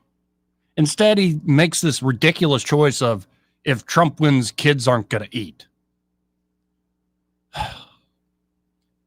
But I think the flagrant guys kind of nailed him on that. Saying, hey, it's not just like, oh, they're oligarchs. You had the ones in your party, Bernie, that screwed you. Well, I'm not going to disagree with that. My wife agrees with you. Speaking of the woman that screwed Bernie Sanders over, especially in 2016, Hillary Clinton appeared back on the scene, and every time she opens her mouth, everybody remembers what a miserable witch. I mean, with the little broom and the little doggy, too. Not the other word. I mean witch. Every time she opens her mouth, she reveals herself to be a miserable witch of the Wicked West. So here she is, playing this game. I especially thought of, like, you know, some Republican women that are in positions of power, especially from this state. So let's listen into Hillary's opinion to, say, Kay Ivey, or maybe we're talking about even younger Senator Katie Britt, or all the women who voted for Donald Trump or vote for Republicans. Let's listen into Hillary's opinion of you. What advice do you have for the first female president of the United States? Well, first of all, you lost, don't witch. Be a handmaiden to the patriarchy, which kind of eliminates every woman on the other side of the aisle, except for very few. Lisa Murkowski. Liz Cheney. Yeah, there's a few. Don't be a handmaiden to the patriarchy, and you cite Liz Cheney and Lisa Murkowski? Liz Cheney, the war pig? Miss Piggy herself? They're not. No wonder you lost, woman. Goodness. Like, there are ways of saying that, of answering that question. That's a pretty fair question from Margaret Hoover. What advice do you have for the first female president? Well, don't be a handmaiden for the patriarchy, and that pretty much, you know, cuts out like half the women voting in the country. Speaking to that solid, like 30% of independent single women, right? Also independent. Goodness gracious. This boss babe feminism crap. There's a reason it didn't win. If you want a woman to be elected president, she actually has to be compelling, charismatic, have sound policies, not be sneering at the entire population because you don't fit her neoliberal bullcrap and warmongering, along with all the social engineering. It's just, it takes a village. By village, she means having the government in every nook and cranny of you. You. Let's go to line one. You're on there. Who's this? Hey, love it, Joey. I just wanted to say, when it comes to Bernie Sanders, yes, I'm just saying, back in the day, that's what the whole Democrat Party's about. Somebody can be winning, and you just have that discussion one night, and he's out, and the other one's in, right? Oh, it happened with Biden. They tapped Biden in the 2020 race, and all the competitors just drop out all of a sudden. Think, what the heck is that? Well, hey, I think that happened with Bernie, but now Bernie, he seems to be happy with just drawing his check and running his gum. Yep. In other words, I can criticize from down here and make a damn good living just criticize. Of course. And then run for president, and then what was we going to do? Almost elect you president? And this is how deep you are, is just to sit back on the side and throw bombs? You didn't win. No, and he didn't fight, and he didn't actually stand up for the people who were backing him in the Democratic primary. Instead, he genuflected to Hillary Clinton. That's miserable right, witch. and that's only half the part, half of America. One half Democrat, I mean, he didn't even fight against his own house. Yeah. Well, much less because he still would have lost. Yeah. Well, I appreciate the call, Robert. Thanks, sir. 272-9228. That's 334-272-9228. Hillary wasn't done, though. She also had this takeaway. You know, the people trying to encourage more family formation, more children. American citizens having more children. Oh, that's just a plot to control the women. The other day, this very blatant effort to basically send a message, most exemplified by Vance and Musk and others, that, you know, what we really need from you women are more children. And what that really means is you should go back to doing what you were born to do, which is to produce more children. And they're talking about, you know, cash benefits for the more children you have. This has been tried, by the way, in other countries, and it has not worked. Or medals if you have 6 children, while they're contemplating cutting Medicaid, while they have no interest in paid family leave or funding quality child care. They're cutting Head Start. I mean, you go down the list of all the programs that support child rearing and the care of children and create, you know, some safety net for women who are in the workforce, the formal workforce, as well as, you know, raising children. So this is another performance about concerns they allegedly have for family life. But if you had read the Heritage Foundation's Project 2025, despite Trump saying he knew nothing about it, if you had read it, it's all in there. It's all in there. Return to the family, the nuclear family. Yeah, what an awful idea. Return to being a Christian nation. Mm-hmm. Return to, you know, producing a lot of children, which is sort of odd because the people who produce the most children in our country are immigrants and they want to deport them. So none of this adds up. But, you know, one of the reasons why our economy did so much better than comparable advanced economies across the world is because we actually had a replenishment, because we had a lot of immigrants legally and undocumented who had a, you know, larger than normal by American standards family. So this is just another one of their, you know, make America great again by returning to the lifestyles and the economic arrangements of not just the 1950s. I mean, let's keep going back as far as we can and, you know, see what happens. No wonder she lost. If that's the message from Trump and Vance and team saying, we want Americans to have more children, it's a different culture. And the idea that you need all these different support systems to bring children into this world suggests, you know, maybe the system we've been building is not working.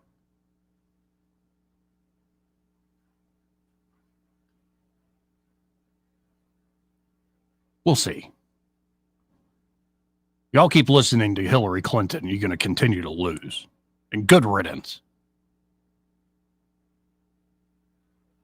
It's popular in certain pockets of this country. It ain't popular in most. And even fairly open-minded progressive people aren't buying into your warmed over second wave, third wave feminist bullcrap.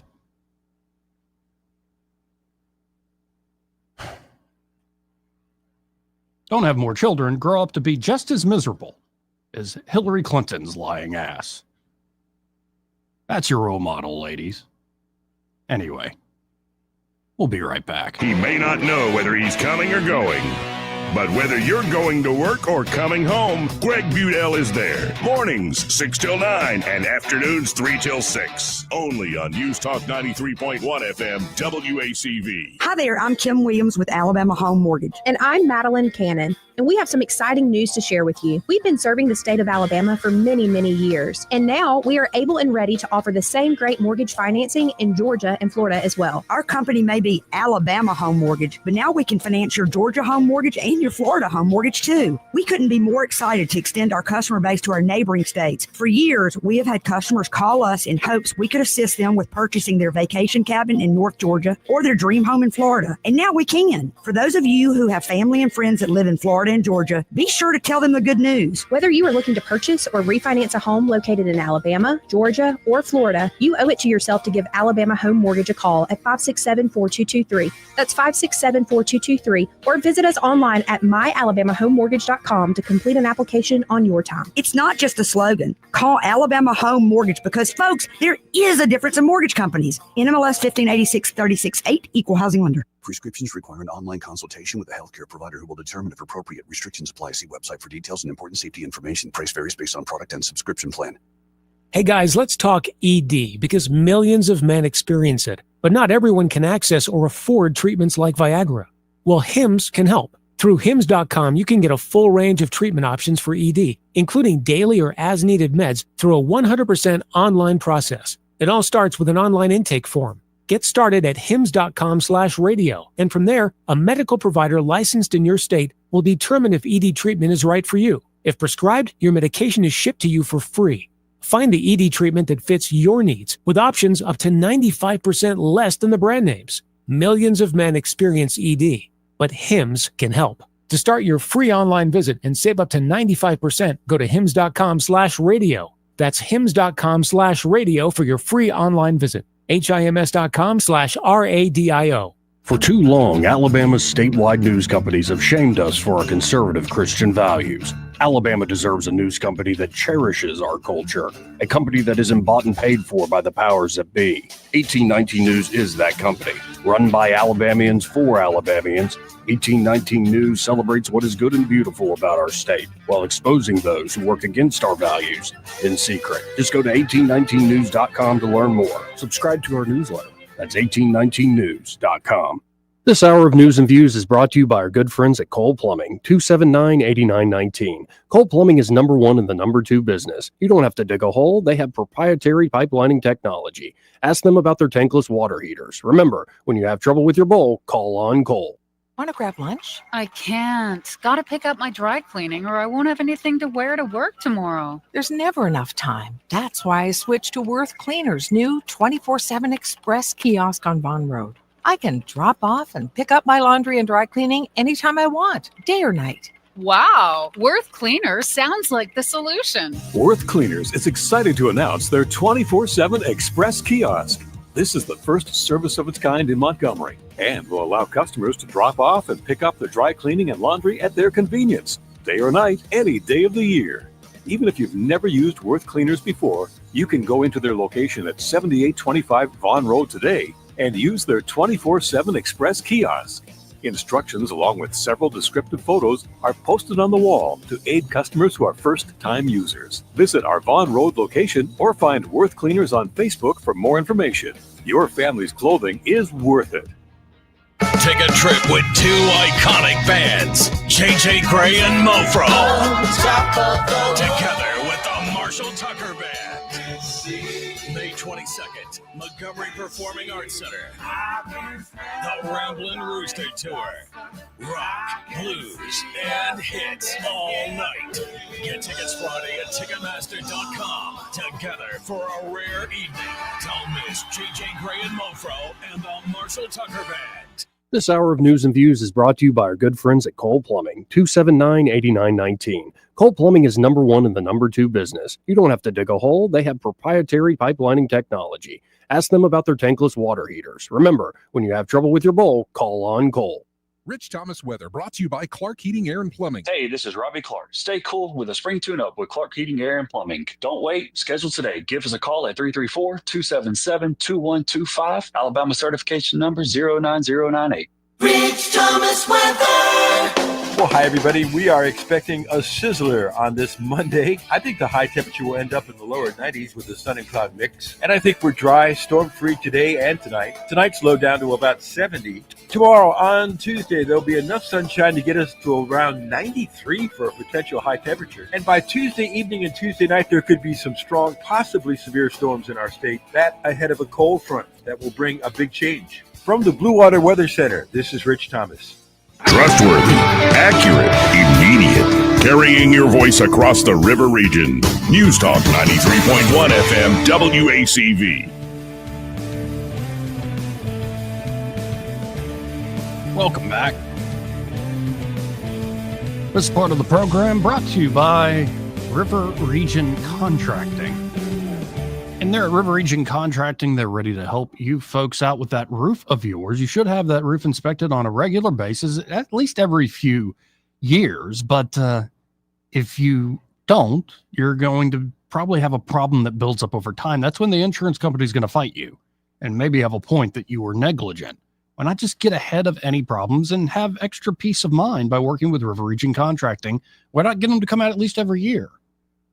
Their inspections, in fact, are always free. Yes, their inspections are always free. And if they find an issue, their estimates are always free. And if you got them coming out on a regular basis, you know you're going to find that problem early, and their insurance specialists, so they can walk you through that insurance claims process and make it a swift and easy experience. So y'all call up River Region Contracting today, the premier roofing contractor here in the area, 356-8635. That's 356-8635. And be sure to tell them that Joey, that fella on the radio, sent you. Again, 272-9228 if you want to get in on the conversation. So as Hillary Clinton over the weekend was essentially saying the push for more babies and the nuclear family and, you know, more family formation, all this stuff is just, you know, it's like a scene out of The Handmaid's Tale, right? Well, that same weekend, there was this bomb set off in a fertility clinic in Palm Springs, California. The bomber has been identified as allegedly 25-year-old Guy Edward Bartkus. One person was killed. Many are speculating that it was the bomber, although that hasn't been officially announced yet. And 4 were wounded in the explosion that left a 250-yard debris field. It could be felt miles away.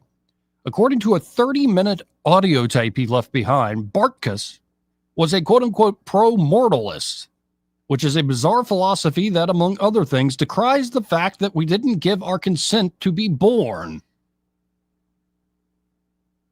Nihilism much? Bartkus explained in his twisted recording that he's quote-unquote angry that he even exists.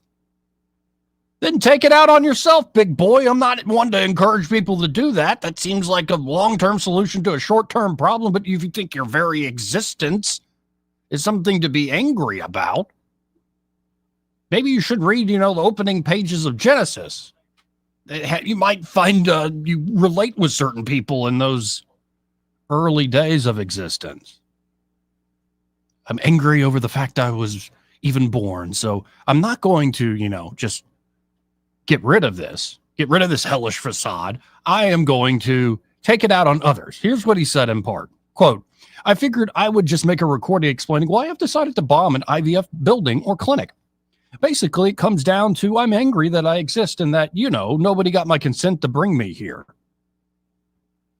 Describing himself as anti-life, again, not his own life, but others, I'm very against IVF. It's extremely wrong. These are people who are having kids after they've sat there and thought about it. How much more stupid can it get? Bartkus also set up a tripod with a camera in an effort to film his attack, but the file failed to upload to his website. Man, you give people a little bit of knowledge and they just... they go absolutely bat crap crazy. Pro-mortalist. Angry that I was even born.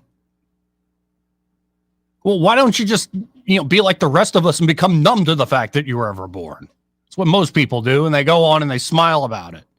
And hopefully maybe they repent later and they change their prodigal ways and they find grace is allowed to them. But, you know, instead you can just be angry about it. Just try to kill people willy-nilly. Stop life from ever coming in. What a crazy, evil thing. Straight up evil. Not hard to say that one's evil. Anyway, let's go to line 1. You're on there. Who's this?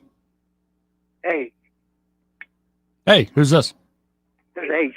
Hey, H. Yes. You're on there? What's up, man? Yes, I just want to talk to Joey for a minute. Yeah, this is Joey. You're on there. Hey, Joey, this is Heel.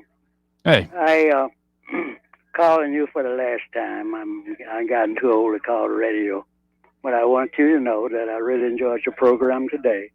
And Mr. Brubaker, he was sensational. I know who he was for a long time. Yes, sir.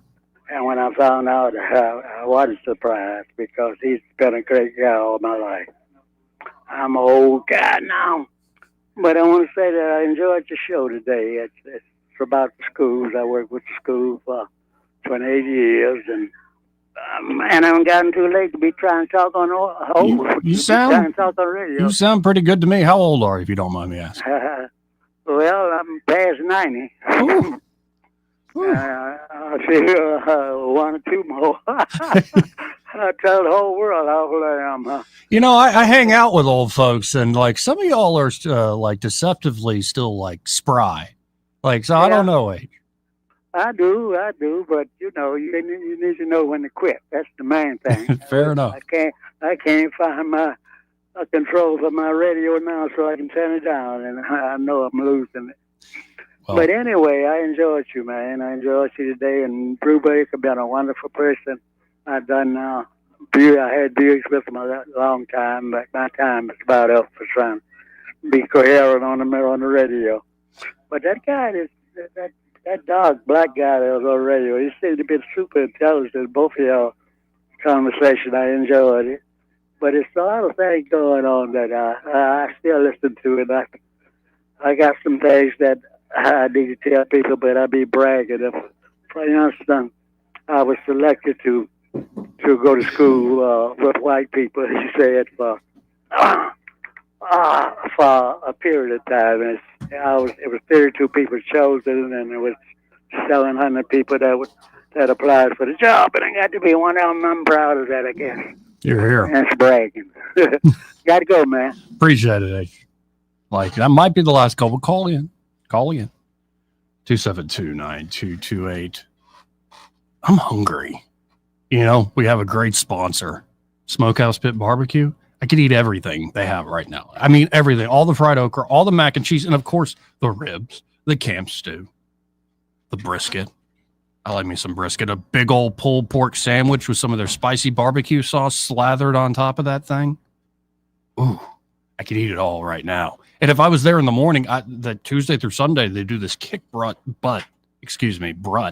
What's a brut? Kick butt down home breakfast. Sorry for combining butt and breakfast, but you know, maybe that's what's causing that big old butt. But you like it because the food is so good. You got to get by Smokehouse Pit Barbecue today. If you want to check out that menu early, you can always go to smokehousepitbbq.com and see what they have for lunch and dinner, dine in or take out, or again, that kick butt breakfast there in the morning, Tuesday through Sunday. They got it all. And they're back to the original recipes that first put Smokehouse Pit Barbecue on the map. So if you're, you know, they've gone through some ownership changes over the years, over the decades, but they're back to the original recipes, and it shows. You're going to be really happy when you stop by there to eat. And of course, they're located same location they've always been, Main Street in Millbrook. And be sure to tell them that Joey, that fella on the radio, sent you. Got to hit this last break. We'll be right back. Want to carry News Talk in your pocket? Download the News Talk 93.1 app from the App Store. Available on iPhone and Android. Never miss a moment. Download now. In May, it's time to save at Pizza Perfect. Get $3 off any large pizza. Pizza Perfect is known for its buffet, which includes pizza, as well as spaghetti, breadsticks, salad, dessert, and drink for only $13. The buffet is available Monday through Saturday for lunch and for dinner on Tuesday, Friday, and Saturday. This month, get $3 off any large pizza at Pizza Perfect on Coliseum Boulevard in Eastbrook. Available for carryout and delivery. Hey y'all, this is Steve Kirkpatrick for Big Block Designs. I haven't always been a drafter. I grew up in the radio, TV broadcasting business in Pensacola, which is why I know the value of advertising on Blue Water Broadcasting. And you know the first thing you do when you get in the car is turn on the radio. Blue Water Broadcasting gets results. Big Block Designs has grown because we advertise with Blue Water. It works. Want to grow your business? You should too. Have a better day. Radio reaches over 90% of everyone in the river region. Shouldn't your ads be out there where your customers are? Call us to find out more. Blue Water Broadcasting.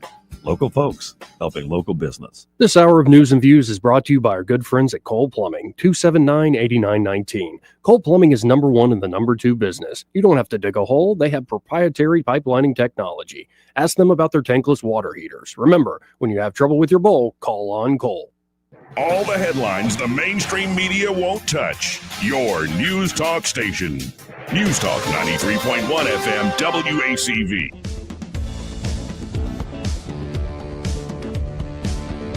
Welcome back. Let's go right to the phones and talk to Ray Bowles from Prattville Carpet. Hey, Ray, how you doing? I'm good. I hear Mark's in the studio, huh? Yeah, he's here. Hey, Mark, go to church with your mom. It won't hurt you. She's there every Sunday. You're sitting by yourself. Come on. You can get up and go to church. He's saying that ain't happening. Hey, don't forget, we do sell floors. If you need any type of floor, call us 285-8117. Hey, I got to brag on Saylor a little bit. She ended up getting salutatorian in the Prattville High. Wow, congratulations. That's awesome. We're super excited, but she's like, Dad, I didn't care if I was one or two. I just want to give a speech. Because I told her I'd give her $100 every time she said meow. Like sneak that in? Uh-huh. Yeah. What was that old show? It was Super Troopers. Super Trooper. Yeah, where they had to say meow. Mm-hmm. I'm like, Saylor, I swear, $100 for every meow. Because only people our age will get it. Oh, that's perfect. And if she could sneak in shenanigans in the speech as well, that would... Oh, yeah, but even better than that, the principal's going to know what she's doing. And he's going to be up there about busted. And all the teachers behind him will be about to bust. And the kids are going to be at a total loss what's going on. Man, it's got to be like a few-minute speech. She could make a few $100. Yes, she could walk out there, and Angie don't know what's going on either. I hadn't given her the bad news. Yeah, and you could have a whole structure. It's like one side was this, one side used to be this way, but after going through school here in Meow, I am, and you could just keep that structure going and add all those meows. Oh, absolutely. At the very end, she says, and don't forget, meow, meow, meow. To walk off. I'm like, take him, that was $500. Well, good start for college, right? Oh, guys. Well, hey, if y'all need a floor, call us. And I'll tell you how the meows go down if she actually pulls it off or not. And again, that number is 285-8117, and be sure to tell them you heard Ray Bowles here on the radio, Meow. And Mark, go to church. Mark. Appreciate it, Ray. Thanks, guys. Bye. Well, I've got 7-8 minutes left here or something like that. Pamela's here early. How you doing? Good. How about you? I'm great. You have a good weekend? I did. Yeah. What'd you do? Went to Alpharetta, Georgia for a concert. What concert? Sturgill Simpson. Oh, my. So good. One of those people that you see live and then you can't stop thinking about it and obsessing over it. And you're like, how can I make it happen that I just follow him around? Wow. That effect on you. That good. It's 3 hours straight show. They jam between songs. Yeah? Did not stop. Oh, so it's just a flow of music. I like that sort of approach. Yeah. It's incredible. Yeah, no dead time. Highly recommend his music. Okay, yeah, I have to admit, I know who you're talking about, but I don't really know his music. Yeah, it's modern outlaw country. Yeah. But he's all over the place. He's been nominated for a Grammy for a rock album. It's not just country. And then there's bluegrass thrown in. Mm-hmm. He's phenomenal. I have been listening to a lot of Shooter Jennings lately. Oh, yeah. Yeah, same, sort of the same sort of thing. I mean, distinct voices, obviously. Right. Their own styles. But yeah, he's incredible. Well, I'm a little jelly. I mean, I already looked up the rest of his schedule and he's only got 4 dates left and I can't make any of them. And I'm like, gosh. Big venue, out amphitheater? Or? It was an amphitheater. It was outdoor. It was awesome. I was thinking Alpharetta. I'm like, that's got to be outdoor. Yeah, it was great. I mean, it was still a little hot, but not too bad. Very cool. It was incredible. Did you hear that Hillary Clinton, you voted for Trump, right? Thrice. Yes. Well, then you clearly are a handmaiden to the patriarchy. I heard that. Yeah. Thanks, Hillary. I really value your opinion and insight on me. What is I grew up with this incredible dynamo of a mother who was like, I can have it all. I can have the career. I can have the family and all this stuff. So like, I'm not like immune to the charms of like strong, independent women, but something about Hillary Clinton, she just make it so miserable. I know. And off-putting, and yeah, just like sneering at everybody who disagrees with her. Yeah, it's gross. Ugh. Like, you know, what's the old thing? Was it Betty Friedan? It's like a woman needs a man like a fish needs a bicycle. I'm like, you're high. You're high, Friedan. Men and women both need each other. Yeah. And that's okay. Yes. I think It's all right. Like, and you know, they're trying to support people forming more families, having more kids that are American citizens. Oh my gosh. And you just want The women outrage. to be brood mares or something like that. It's like, hey, don't threaten me with a good time. Oh my gosh. So that was nuts. Also, did you hear Joe Biden has cancer? Yeah, I don't buy that necessarily, or that whole story. Oh, I mean, think he's it's a clearly he was diagnosed with this a long time ago, and they just kept it quiet. Yeah, he's probably had this 5 or 10 years. Yeah, because it can be managed. At the stage that it's at. Right.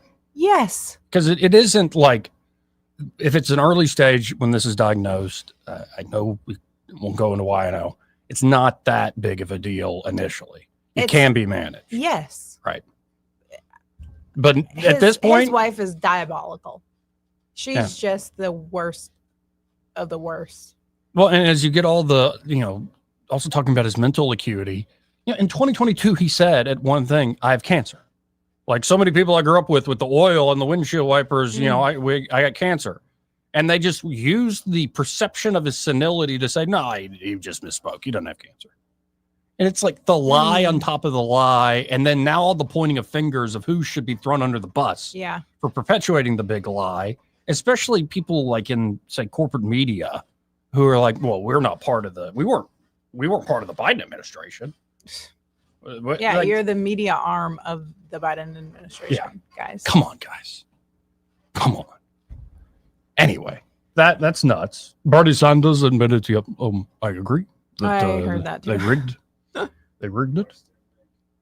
And then, you get into like a lot of the show today was on what should Montgomery do in terms of education? Should you get the big lift for a city school system, lean into school choice more, but something's got to give. Because you got kids. Yes. And the biggest thing is adult involvement. Yeah. Parent involvement. Everybody having high expectations. I don't know. I mean, I don't know what else to say. It's just clearly a lack of adult participation in kids' lives that are leading to all of these people, not even just in Montgomery, people going down the wrong path and being misguided and not living up to potential because they think they don't have any. I don't know. I mean, the crap rolls downhill. Indeed it does. Now, I think I could fit this in, even steal a few minutes from Greg. What do you got? I'm sure Hillary Clinton would love this. This is my op-ed coming out tomorrow. I think they're going to go with the headline I used. It's put down the news and the porn, young man, and pick up something true. Begins with the opening lines of Homer's The Odyssey. Sing to me of the man muse, the man of twists and turns, driven time and again, off course. Why do certain stories last through the twists and turns of time? What power could a millennia-old myth possess that it's been retold time and again by each successive generation? Over the past week, I listened to the latest entry in Stephen Fry's reimagining of the Greek myths, a splendid retelling of Homer's The Odyssey. Having enjoyed the first 3 entries of Fry's reimagining of the Greek myths, Mythos, Heroes, and Troy, respectively, I was eager to hear his latest in the series, and it did not disappoint. Not only does Fry's treatment make the Greek myths more accessible to modern ears, his own distinctive voice and wit breathes new life into stories that one may otherwise associate with a high school reading assignment. Reimagined by Fry, the story of Odysseus' long and winding journey home reminds one less of homework and more of what is enduringly true, especially when compared to the dizzying pace of modern life's fleeting fancies. Personally, reading the news and political headlines each day feels more like homework than anything else in my life at this point. A shallow game of collecting bits of trivia, always packed full of falsehoods and hypocrisies to be regurgitated for show as being in the know, only to soon be forgotten. Garbage in, garbage out.